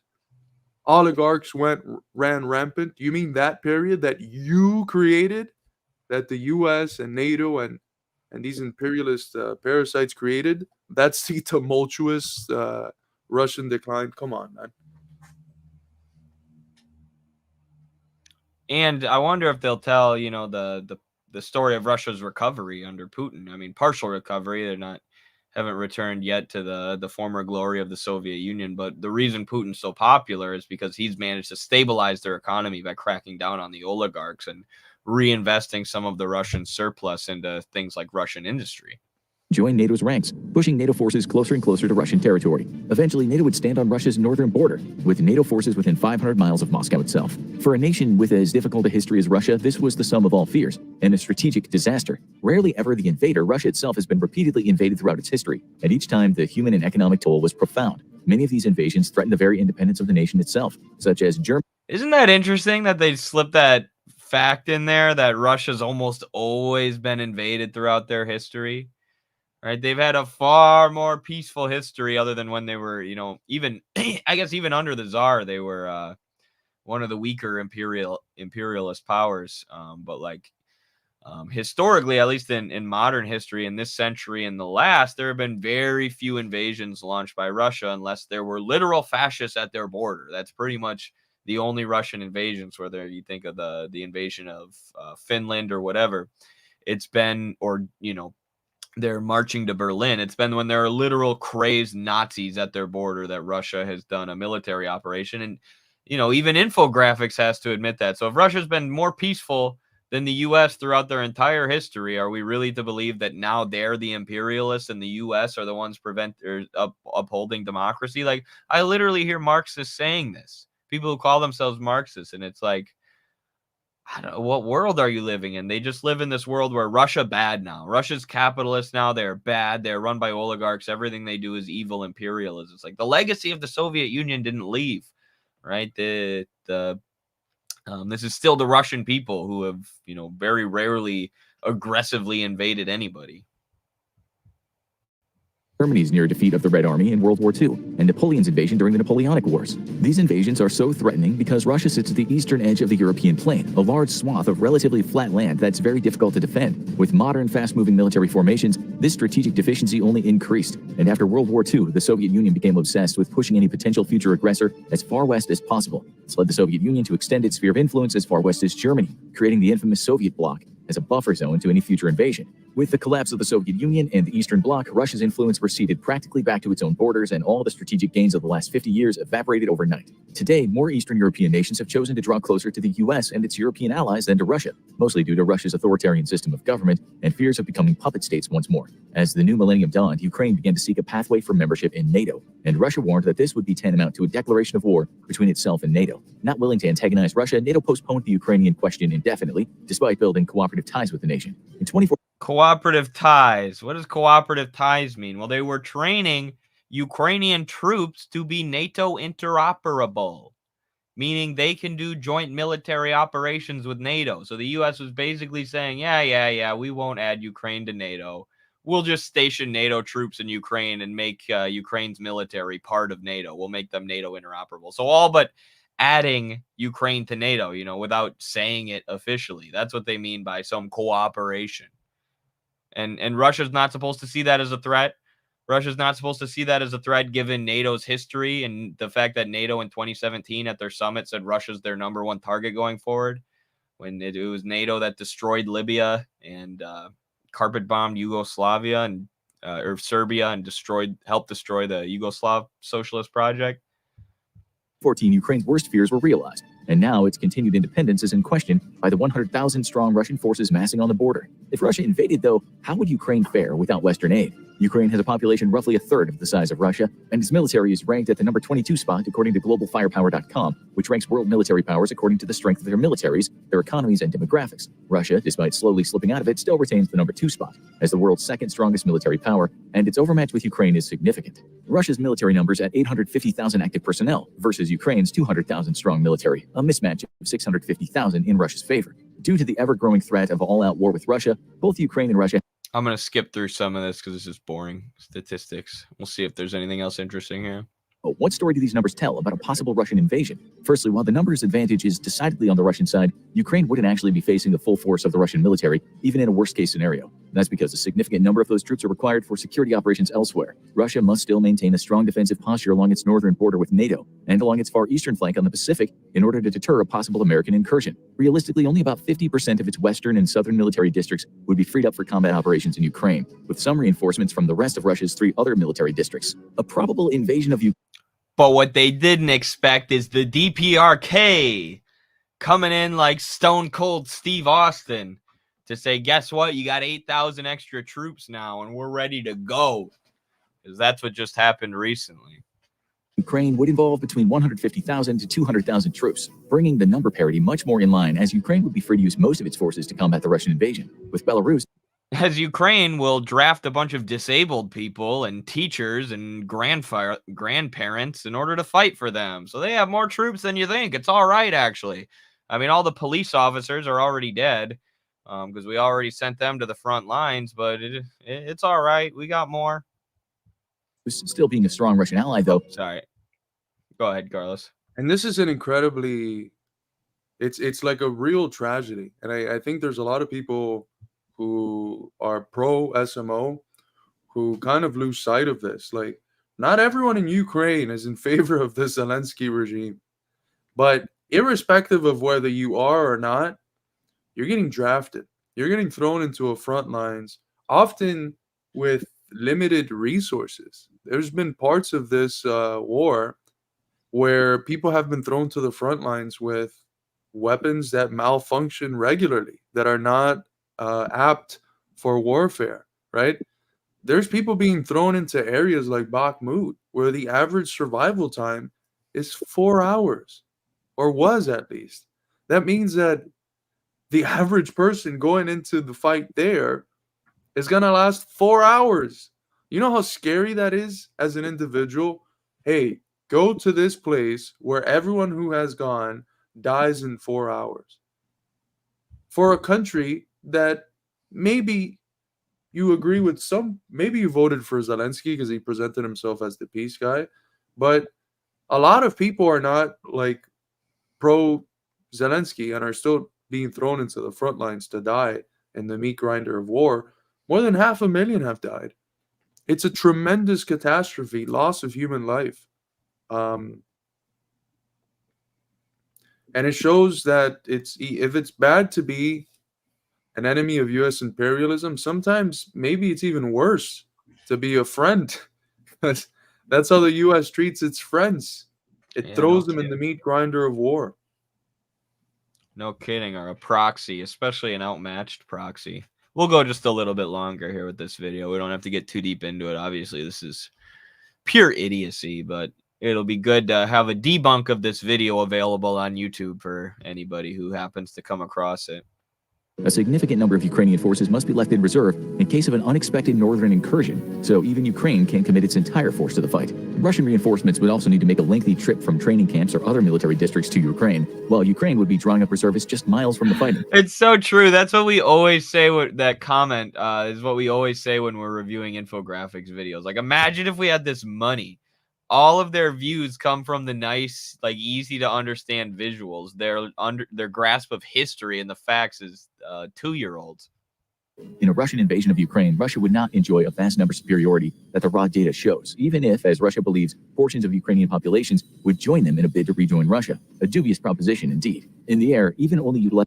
Well, that's what happened with the people in the Donbass. They joined Russia, and Russia did have an overwhelming amount of troops, and now countries like the DPRK and the emerging multipolar world are coming to their aid. So it's really just really what this is to trick Westerners into supporting the war by saying, actually, Ukraine has a chance. There's more troops than you think. We can draft disabled people, so there's actually more than you think. We should support this war. It's just a pure propaganda piece, and it's subtle. It's more subtle propaganda, but that's what's so dangerous about it, is it's presented as objective, and it's so clearly not to anybody who has a full picture of the events. Utilizing 30 to 40% of its air forces, Russia would still dominate the skies. Ukraine operates largely Cold War era aircraft, which are being kept operational by a domestic arms industry, while Russia's inventory is largely modern, though not entirely so. Russia's overmatch in the skies would allow it to establish complete air superiority, and its extensive ground-based air defense batteries would allow it to threaten over half of Ukraine from the ground without even moving air defense units inside Ukraine's borders. Thus, Ukraine would... That part's actually been true, and that's been Russia's sort of prolonged, protracted war strategy. Just fire from a distance, take minimal casualties, grind Ukraine down, grind down the U.S. and NATO and the West's armament supply. It's worked. Would likely opt to simply move west. It's generally Russian military strategy, and this is what people like Scott Ritter, who've studied how Russia was able to beat Napoleon and how Russia was able to beat the Nazis. It's a strategy that's very similar. Claw at them bit by bit until they're done. Absolutely. The Russians know how to fight. I've never wrestled the Russian wrestler who didn't kick my ass, to be honest with you. Usually the ones who travel to America are pretty damn good. I'm sure there's a lot of Russian wrestlers I could beat, but they know how to fight. All super chats will be read as soon as we're done with the reaction to this. Yeah. Sorry. We'll be done real soon, and we'll get to your super chats. Ukraine's eastern front, as Russian EW units jammed Ukrainian communications and even spoofed text messages to soldiers on the front lines with demoralizing or confusing orders. For the most part, Ukraine has no such capability. However, while the numbers heavily favor Russia, a conquest of Ukraine would by no means be easy for them. For starters, Ukraine enjoys home field advantage, and after 8 years of hostilities with Russia, pro-independent sentiments are strong amongst the Ukrainian population. Dreams of being welcomed pro-independent sentiments, pro-Stefan Bandera sentiments are really strong in West Ukraine. Pro-neo-Nazi sentiments are strong because of the CIA's operation, whatever it was called, that's been backing Ukrainian ethno-nationalists since the end of World War II. They don't mention that, though. Why would you mention that? That doesn't have anything to do with anything. Why would you mention that the U.S. has been propping these people up since the end of World War II, and that's open knowledge? Why would anybody need to know that? Facts are a stubborn thing, infographics. They're heroes, though. They get standing ovations in the houses of governments in China, Jesus Christ, and Canada. Yeah, don't say that. I just gave us a really base neighbor. God damn. In Canada and in the U.S. as well. It's disgusting. Yeah, brother versus brother, as Cactus Pear says. Absolutely, these countries were both part of the Soviet Union, and that's what the people in East Ukraine are saying. They're the ones with rational heads on their shoulders. They're saying, why are we going to fight with our brothers? Why are we going to fight with these people who are literally the same people as us? You know, who like literally gave us our sovereignty and said, yes, you can have your Ukrainian nation, which, you know, maybe that was a mistake.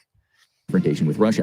The CIA has also joined the conflict. Its Secretive Special Activities Division has been training Ukrainian forces in guerrilla warfare tactics for years and helping prepare the nation for a possible invasion. The CIA's SAD has been preparing Ukrainian active duty and reserve forces to wage an unconventional war against Russia's superior military, incorporating lessons learned from So they started the video talking about how Russians were so deeply involved in the Donbass, even though their involvement in the Donbass was extremely minor. It was mostly, you know, just the Donetsk and Lugansk communists organizing themselves with very minor help from certain forces in Russia, most of them being communist-aligned forces, by the way, for all the American communists who condemn this. But they were very minorly involved. The CIA was deeply involved, but look, we're 14 minutes into the video before Infographics says that. Before Infographics says, guess what? The CIA was in Ukraine doing shit. And, you know, obviously they were probably involved with the 2014 overthrow of the government. They were training up troops. They were training up Ukrainians, arming Ukrainian fascists. But let's not mention that. Let's just say that that Russia's doing it. It's so one-sided. It's so obvious how they lie. Guys, there was peace accords. It was the Minsk agreements, and the chancellor of Germany, whose name I'm forgetting. Do you remember her name? Angela Merkel. Angela Merkel. Angela Merkel came out and basically admitted that the only reason why they signed those accords was not to actually seek peace, which was what Russia was actually seeking, but in order to buy time to be able to train and prepare Ukraine to wage what they've wanted Ukraine to do the whole time, which is a proxy war against Russia. Their ends are clear. They've been wanting Russia to be balkanized for a very, very long time. Absolutely. What's so funny about Germany is they have the German guilt pride, where they have this like competition to see who can be the most guilty about the Nazis. But like, Nazism really never left Germany. Let's be real. One more little clip here, then we'll move on to the super chats.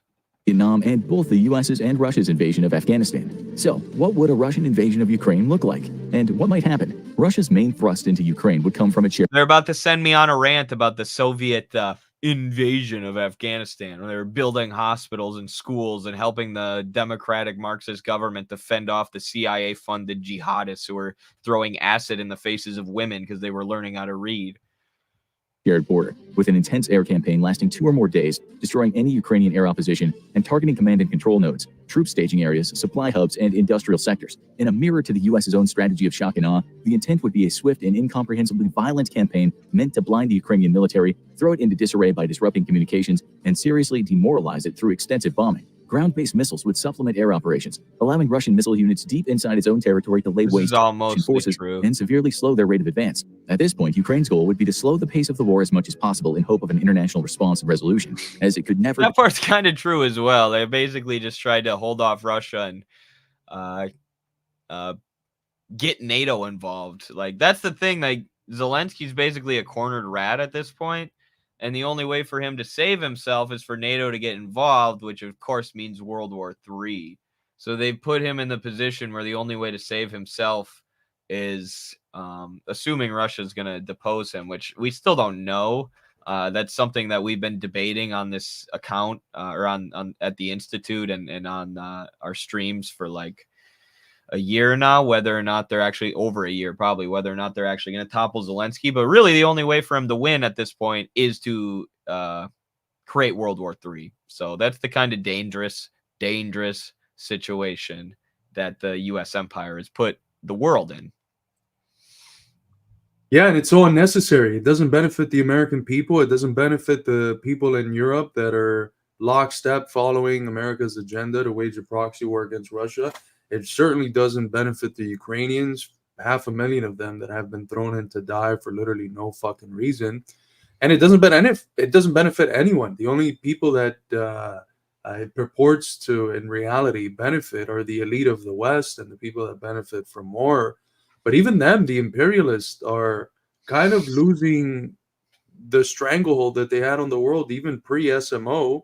Yeah. Especially through financial institutions. It sort of sent the world into a process of de-dollarization quicker than what was already happening, because who the hell is going to trust a currency that acts in the ways that acted against Russia so quickly and did everything it's done to Russia?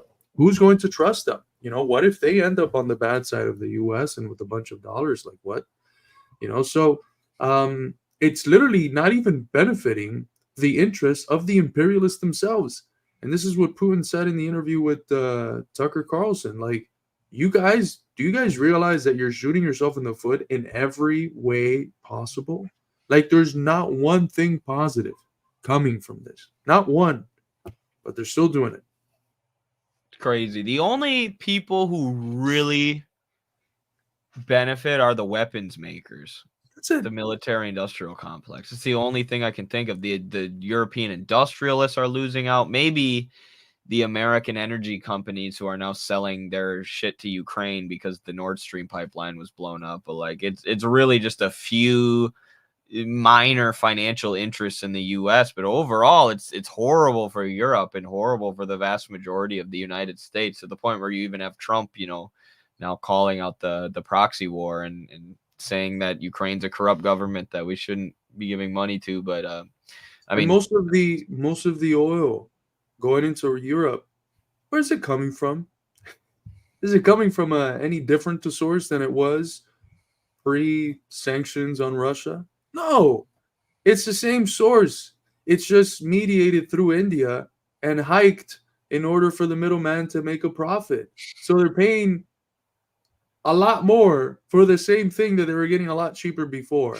So there was a meme that I forget who posted it, but it was three people. It was someone spitting something through a straw into someone else's mouth, and then that other person, shoving the liquid into another person's mouth with a straw, and that's basically Russia to India, and then India selling it back to Europe, and it's ridiculous. it's so true. That's good. I gotta find that meme. Pavel, thank you so much. Another super chat from Pavel. Appreciate you, brother. Hey, I want to entertain you. Thank you. As a part of the current Twitch shitfest, which I haven't actually heard about, some of Hassan Piker's comments came out. I'm surprised I haven't heard about this. I'm usually up on the streamer drama. I follow it loosely. But this shitlib had the audacity to describe himself as a revolutionary like Lenin. Wow. Please send me that. I need to see it. We have to react to it. Yeah, I was so soft on Hassan forever. Yeah. And because I know he was a pipeline for a lot of people to find Midwestern Marx. And, I do appreciate his positions on Palestine and certain issues. And I appreciate his role as sort of a funnel into, more deep Marxist-Leninist content. But he doesn't play that role as well as he could. And then he called the ACP a crypto scam. And he never apologized or told his massive audience that it was untrue. It's like, bro, you're an American communist who lives in a mansion, which I defended you for. Said nobody gives a shit that he lives in a mansion. Who cares? To be rich is glorious. Deng Xiaoping. Sit in your mansion and then poo-poo a real communist party like doing real work for people on the ground in your country and tell your massive audience a fucking lie about them. you're a bitch. You're an anti-communist. You're a lib. Compare yourself to Lenin. Bruh. Lenin would lead the Bolsheviks to storm your mansion. He can compare himself to the Social Democrats because what? Guys, the left today throws out terms that it doesn't understand a lick of their meaning. They don't read the text, and if they read them, they don't understand them. What is social chauvinism, folks? What is social chauvinism? Is it just being patriotic, as people who accuse us of being social chauvinists say? No, the social chauvinists, that was an offense used against the Social Democrats of the Second International, the followers of Kautsky, who said, you know what? We're going to propose the defense of the fatherland. We're going to support the imperialism of my nation. Why? Well, because it gives a little bit of crumbs to the organized labor movement that I'm embedded with. Let's fast forward it 100 years into our time. Who are the people that are saying, you know what? Yeah, the Gaza Palestine genocide might be bad, but Kamala Harris is going to help get more people better welfare, or it's going to not pass certain acts that will hurt the labor movement and organized labor. It's the Social Democrats. It's the people like Hassan. That's real social chauvinism.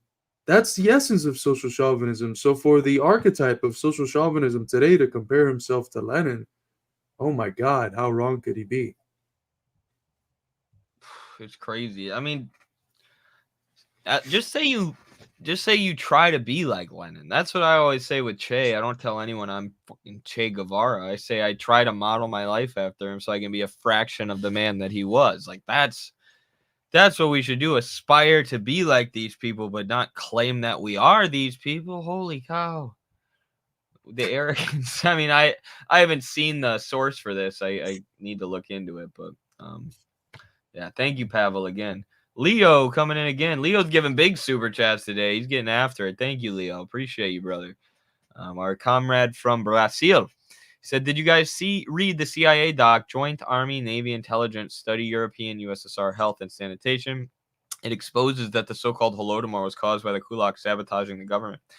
I've probably come across that source at some point. I have dove deep into like almost every one of these freaking big lies about the USSR at one point or another, or China, or so I'm sure I've probably seen that source at some point or seen it cited by Grover Furr, whatever, but I can't, recall off the top of my head what's in it, but interesting. We should do a TikTok on that because that's what I always like doing. I always like referencing when they themselves admit what we're saying because they make us look like madmen for having the positions that we have. But a lot of the time, some of their documents have those positions. They make us feel like madmen or sound like madmen when we say that Stalin wasn't this dictator that the great Noah Krashevik would say, ate people's babies and their babies' babies and babies' babies. There's an actual picture of him doing that here with a big spoon. That's where he would put the babies. They try to make us seem like madmen when we say this guy was a dictator, but there's a literal document from the CIA in the 50s that says, this idea that Stalin was a dictator, it's like not true. The reality is that he had a whole like democratic body and he was just like the head of that body, kind of how like we have a president and don't call him a dictator, but it's like a leadership role or like an orchestra conductor. That's what Stalin does. So the CIA itself admitted Stalin's not this crazy, bloodthirsty dictator, but then trots keep on believing all this nonsense. Yeah, it looks like the CIA made this document about as hard as they could to read. Sorry, I didn't mean to interrupt you, Carlos, but I pulled it up.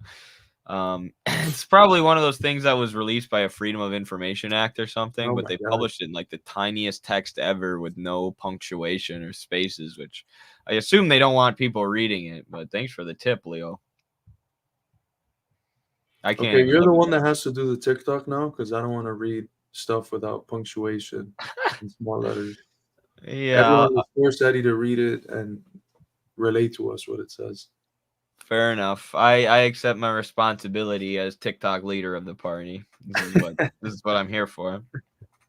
Holy cow, you guys are actually killing it with the super chats today. I don't know if this is because we said all our money's been going into the ACP, which is true, but I guess Carlos and I get to pay our bills and eat this month. Thanks to you all. So, thank you so much. For real, thank you all a ton. Really appreciate the support that we've received today. I see some new people have added themselves as members too, which we'll get to in a second, but thank you so much. And Poper's gifted a Midwestern Marx membership because he has to do that at least once a day because he's a saint, a communist saint. Poper is. It's hard for me to keep up with this conflict on the go these days. The RT and Sputnik apps have been completely discontinued on the App Store. That's true, yeah. I would recommend Telegram. I could put you onto a lot of good Telegram channels that they can post anything, bro. I get videos every day of like drone strikes. I get videos from the resistance in Palestine and in Lebanon and Russia. It's crazy. You can post anything on there, and you can download the video straight off Telegram too, which is really nice for me because then I can use them for TikToks. But yeah, it's crazy the censorship. You can forward them to other channels. Yeah, and we might be I don't know. We might get banned for our last video because they're really, really continuing to crack down, I guess, on anybody who's telling the truth about this conflict. Danny Haifong is good. The Duran, those guys are really good. They're like older dudes and they talk kind of slow and they go super in depth on every issue, but they're so smart and provide really solid fact-based reporting on what's going on. And they're both Alex and Alex, the runners of that show, are both really invested in this conflict and reporting on it. So the Duran and Telegram and Danny Haifong and Midwestern Marx and Infrared. DD Geopolitics also does. Oh, yes. John Jackman. Yeah, follow John. I mean, I love the Duran and the other people I mentioned, but first and foremost, follow DDG because John's ACP member, Marxist-Leninist basis to his analysis. Like he's the closest to being in line with us. I mean, he is in line with us essentially. He's an Institute guy as well. He writes for us every once in a while, and he's come on the show I think a couple times now. We should bring him on more. Frankly, he's incredibly skilled and super smart. He's on his way to Russia to participate in a series of panels. I got the chance to read his paper for those panels, and they're absolutely brilliant. We're going to put them out in the party journal one of the months next year. So stay on the lookout. And just to repeat that again, party journal's coming out tomorrow. So, turn on the notifications, do whatever you have to do in order to be notified when it's out. It's going to be really special. I have honestly, along with Jordan and Bridget and Christian, we have worked our ass off to put this all together. It's been so time consuming, but now that we got the whole infrastructure up, it's going to smoothen out for the next few months. I mean, my job, not really, because I'll still have to look for the articles and edit them and write and do all this other stuff. But it's a really, really special issue. You don't want to miss it. And you're going to be able to subscribe for the physical and ebook copy for $25 and for the ebook only copy for $15. So stay on the lookout. Tomorrow around noon should be out. Absolutely excited for that. Thanks to everybody who put hard work into it. Who do we got here? Michael Vincent. Oh, thank you for the $10, comrade. Another super chat from Michael Vincent. I recall NATO was aware of the SMO before it happened. It was their plan to agitate Russia and bog them down in a huge conflict, trying to weaken them using Ukrainians like their pawns. Vile. Yep. Exactly. That's what gets me so emotional and angry about people waving the Ukraine flags and pretending they're pro-Ukrainian, because like our comrade Slava is telling us how, they're trying to draft her friends and people she knew from school who were disabled and her family members. Yep. What? Yeah. Right. And send them to their death. And it's like, you're waving the Ukraine flag. You're cheering for the death of an entire generation of Ukrainians. You're cheering for Ukrainian families to be destroyed in the most violent way possible. You're sending them into a meat grinder as pawns of the most destructive and murderous empire in human history. And you think you're fighting for Ukrainian democracy and liberation. And if I recall correctly from what we've talked to Slava about, a lot of countries in the West are also like closing down the embassies and any means through which people can leave the country to not get drafted and sent out to die have basically been stripped by the West itself. So it's you force people into war and then you don't let people leave.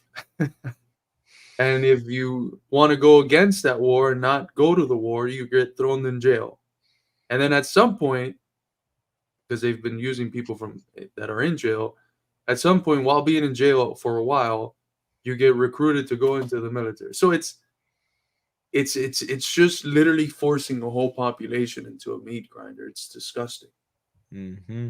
Yeah, and then you have these NAFO people justifying it with Ukraine flags in their bio, and I imagine they're getting money, because why else would you make your profile picture a dog with a Ukraine flag and post about how great Ukraine is all day and how you want your taxes to go to the Ukrainian war effort unless you were getting something for it? And I imagine the U.S. State Department said, okay, here's the deal. You guys are all butt ugly. You live in your parents' basements. You look disgusting. We can't put you on camera. So all of you are going to make your profile picture this dog with the Ukraine flag. So then you can hide behind that and, do information warfare as a bunch of dogs. I truly think that's what happened. Not, maybe not exactly like that, but I bet you these people are just getting some kind of money, and they're people with no lives, no spines, no principles, no values, and they just post on Twitter and get cash for it. I mean, maybe or they're just weird. Whenever I see that breed of dog, I kick it just to support the comrades. I let my pit bull go on it. Dude, I need a pit bull. That'd be so sick. I'm pro dog. I'm not picking dogs. I want a dog so bad. I was saying I either need a significant other or a dog soon. Like if I don't find a significant other, I'm getting a dog. And I have no dog, so moving on. Pavel Lanowski, thank you again, comrade. I agree, as a German national, Europe would have been better off without reunification. I did not support the Ukraine bullshit from the beginning. Yeah, interesting to hear. Pavel, I'm surprised you're so based as a German national. Just a shot at Germany. Marx was from Germany. There's a lot of based Germans throughout history, but it would have been good if reunification would have been like the Western Germans folding into East Germany. Yes, that would have been good, based reunification, but unfortunately, yeah, there. Someone made a tweet. Someone tweeted Ronald Reagan or a Reagan quote the other day, and it said like, a country without strong borders is destined to fail. And it's like, then why'd you take down the Berlin Wall, bitch? Mo became a new member. Thank you, Mo1917. If you become a $10 Midwestern Marx member, you get Carlos's book, The Purity Fetish and the Crisis of Western Marxism. This is can't miss deal. Same with our Patreon, just $10. And you get that plus a bunch of like stickers and other things that Popers has access to because he's a longtime Midwestern Marx sub and is always gifting them. Thank you, Popers. You're the freaking man. Shout out to Popers. He's lost like 25 pounds. He looks great. I have tremendous respect for anyone who goes on a weight loss journey. It takes great discipline. And, if there's one thing that every major communist in the past has said has been essential for their success is discipline. And, if you train yourself to be disciplined in one area, it's significantly more likely that you'll be able to be disciplined in other areas. So shout out to Popers. It's really hard, and it's something that I don't even, and like, I'm so happy that I could inspire anybody to do that. But like, I guess I was fat growing up, but my dad gave me good workout habits since I was young. So it's something that was kind of built into me. But if you grow up with bad eating habits, bad workout habits, or if you fall into that, humans are creatures of habit, and it's so hard to get out of that. But once you start to build these good habits, they build on each other and build on each other, and you start to see more progress and more beneficial things in your life. And it's hard to do, but it's so worth it. And to see Popers doing that is badass, and he's a great ACP comrade as well. I either need a small dog or significant other, and I'm all out of dogs. Exactly. I'm ready to settle down, folks. I want like 20 kids. Secretary, ACP Secretary of Fertility, Chris Halali, demands it. He says I need at least 20 to 30 kids. There's a population crisis. We aren't Malthusians. Let's get to work, everybody. Yes, everyone. 20 kids. Chris. Guys, no, I was gonna say about the dieting thing. It's not only hard in terms of habits, but also in terms of like physical, your physical, at the biochemical level, when you eat sugar, like you crave sugar. Yeah. And I had back-to-back birthday parties, my mom and my son, and I was talking to you and Noah about this yesterday, Eddie. And I indulged in some fucking good cake. And it was really hard to not eat sweets for like a week straight. And like 3 days ago, I had to be like, okay, I've eaten chocolate like every day now for the last 8 days. I got to stop. So I'm on the Chobani train. It's been able to satisfy the desire quite well. But yeah, you got to find replacements. Like I really like berries. I need a ton. Blueberries. Yeah. Any raspberries, blueberries, blackberries. Blackberries are amazing for you. And I mix them into my yogurt, maybe throw a little bit of peanut butter in there, although that's sugar too. But just make the PB2 peanut butter with the PB2 powder and some of the 5-calorie syrup. That's the go-to. That's where it's at. But berries, man, I feel like everything I buy that's berry-like in the store expires or like so fast in like 2 days, bro. And it's like I like eating them fast, so it's kind of perfect because they expire fast. So it's like something I kind of allow myself to binge on because I need to finish them anyways. And if you binge on berries, like you're just gonna get some quick burning energy. And if you work out consistently, it's not gonna do any damage whatsoever to you. It's actually gonna help you feel better. But fruit is great. Fruit is, it gives you the boost that sugar does without the crash of artificial sugar and the brain fog and the addiction. Page X6, first and second paragraph, great stuff. Oh, thank you, Leo. Thank you for helping me sort through this massive cluster of a document that the CIA was forced to release by an FOIA, probably. Thank you for helping me with that. I will look into that, and you guys will see a TikTok about it soon because I've been tasked with it. He says he made a video about it and YouTube took it down. Oh, what the hell? Maybe I shouldn't do it on TikTok. Just kidding. That's really weird that happened, though. I wonder if YouTube's different in Brazil. Because that doesn't seem like the kind of video that they would take down, but it's interesting that happened. I mean, it's different. If you're a smaller account, it's easier for them to do it, too, because less people can raise a stink about it. But thank you, comrade with Chinese characters, for becoming a YouTube member. Gained 3 YouTube members today. Love it. Thank you so much. If you're a $10 member, please check out Carlos's book, The Purity, Fetish, and the Crisis of Western Marxism. Essential reading for every Marxist in the modern era. Yeah. Thank you so much. I just thought about that new trend on TikTok where people sing, I think it's called Red Sun in the Sky.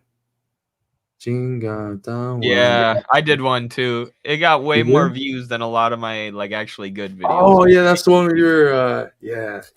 I was just like, it came home from a wrestling tournament. I just propped up my phone, did this, and over it's so depressing. 10,000 views. You'll spend 2 hours on a video, and you post it, no views, and then you do something like that, boom, blows up. Oh, I see that. It is so frustrating. Now you feel my pain.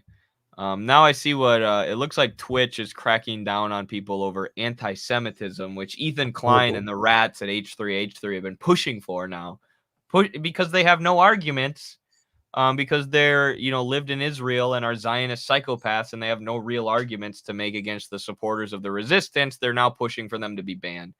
Ethan Klein is the embodiment of liberalism.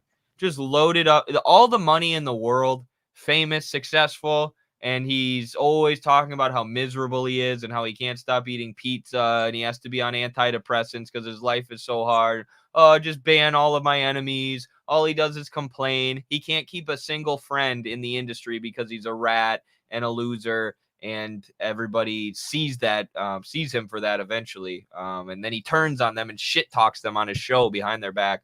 What a rat that guy is. Just want to put that out there. I used to be a fan. As all Zionists are. Yes, true. Another example of being evil on the inside leading to deformation on the outside. Deformation is the right word for him.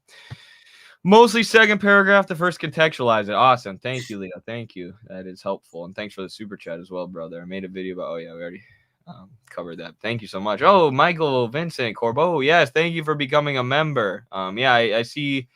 We appreciate all the $10 super chats, of course, but remember, you can also become a $10 member and get a copy of Carlos's book, and then you could always send us more super chats after that. So to get the most use out of your money, becoming a member is best. Plus, then you'll forget that you're subscribed to Midwestern Marks, and we can take your money every month before you notice. So, like all subscription services. But yes, this is one subscription service that's worth it, I think. No, absolutely. Well, folks, then we might be wrapping up here. I think I have been sitting. I was about to say sitting in front of this computer for 13 hours. I can tell you're a little antsy over there. You're looking like I usually do. Yeah, dude. I have your ADHD, ADD, whatever it is. I have it right now. I've had it the whole time. Since I was little, so whatever. Well, I lifted earlier. You didn't get to. That's the real difference. My lift is coming up. That's what it is. I'm angsty, and it's bicep day, the most glorious day of the week. So lucky. Yeah, it's. I'm looking forward to it. But yeah, I've been interview meeting. For those that follow, there's this amazing channel out of Britain that's like, it has the same relationship of the Institute to the ACP over there with the Communist Party, Great Britain, ML, which is Alex McKay's party with Alex McKay's channel, the Marx Engels Lenin Institute. I went on for the third time ever. This morning, we spoke a little bit about the ACP and about other things, geopolitics and stuff. So it's going to be out tomorrow. Look out for that. Oh, Marxist heavy. Yes. Look out for that. He's brilliant. His channel is one of my favorites. So, same. It's one of the only YouTube channels I watch consistently and I comment on. And he's always cool and responding. I got to get on his show soon. I'm sure he'd be happy to have either of us. Yeah. Yep, that's a good channel. Yeah. All right, everyone. Well, thank you for joining. Oh, my goodness. Obviously, touch grass, comrades. Thanks for being dedicated. Thank you for being dedicated, Red Maze. Absolutely. We're out there touching grass for the ACP every day. Busting our asses. Yeah. When we were talking about John Jackman earlier, I was thinking about how easy it would be for people like him to sell out and just become corporate stooges. And the people we have around us right now, whether rank and file, Politburo, or executive board, are just the most dedicated people who are, have already sacrificed tons of opportunities or opportunity costs, as they would say in economics, which it disproves everything I was told in my economics class. I was told humans are these rational actors who will just assess what's best and what makes them the most money based on costs and opportunity costs and choose the whatever gives them the most money. We got a bunch of people who are saying, hell no, I'm choosing my family, my community, my country, and communism, the working class, over these murderous imperialists sending our taxes to kill babies and exploiting the shit out of us every day. So it's beautifully said, brother. Thank you. I just want to reiterate for those interested, I am doing a class on Marxism, Leninism that you can now sign up for. Here we go. Jackson just did an interview with him. I think he published it today. I watched a little bit of it, but I just sent the link into the chat. It's also going to be pinned as the first comment for those watching this afterwards. So make sure to check that out. It's a once-in-a-lifetime opportunity. And I also would like you all to check out the recent article I did. It's, let me see if I remember the title of the article. Give me a moment, sir. It's called The Visible Cracks of the Invented Worlds. It's a reflection on the cost of maintenance of lies. And I ventured to be a little bit more poetic with my writing here. It's quickly become one of the favorite short things I've written.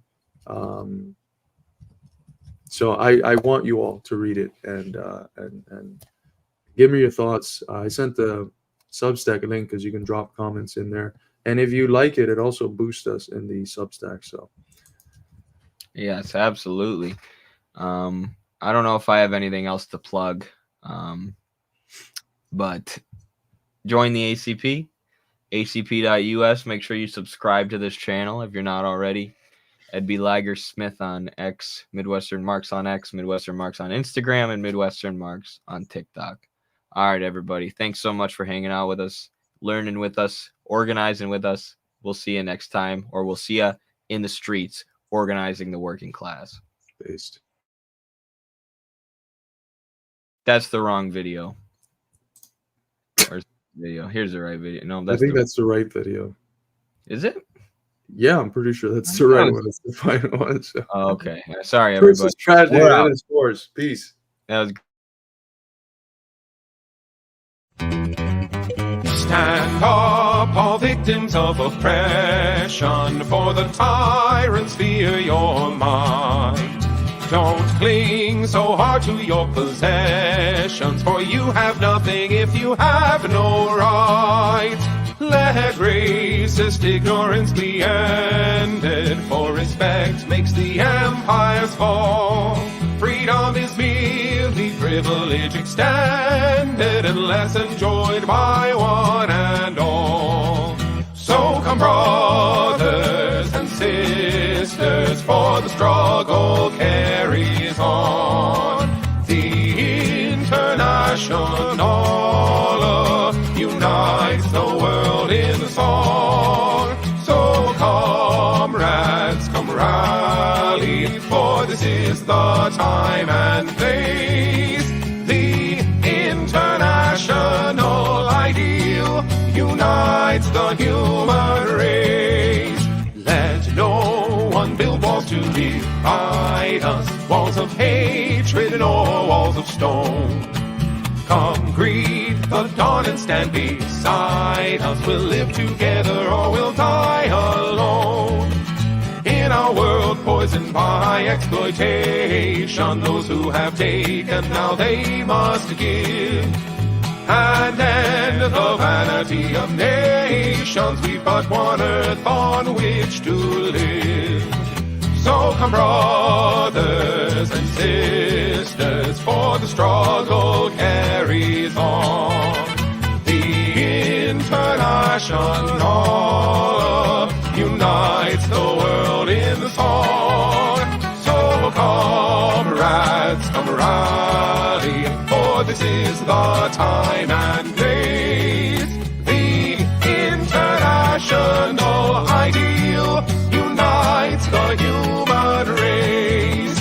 And so begins the final drama, in the streets and in the fields. We stand unbowed before their armor, we defy their guns and shields.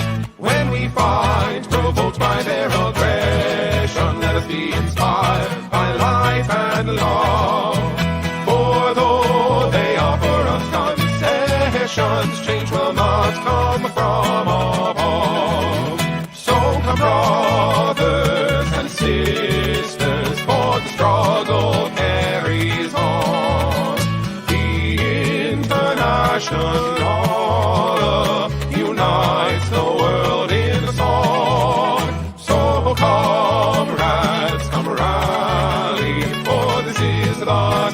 and blame.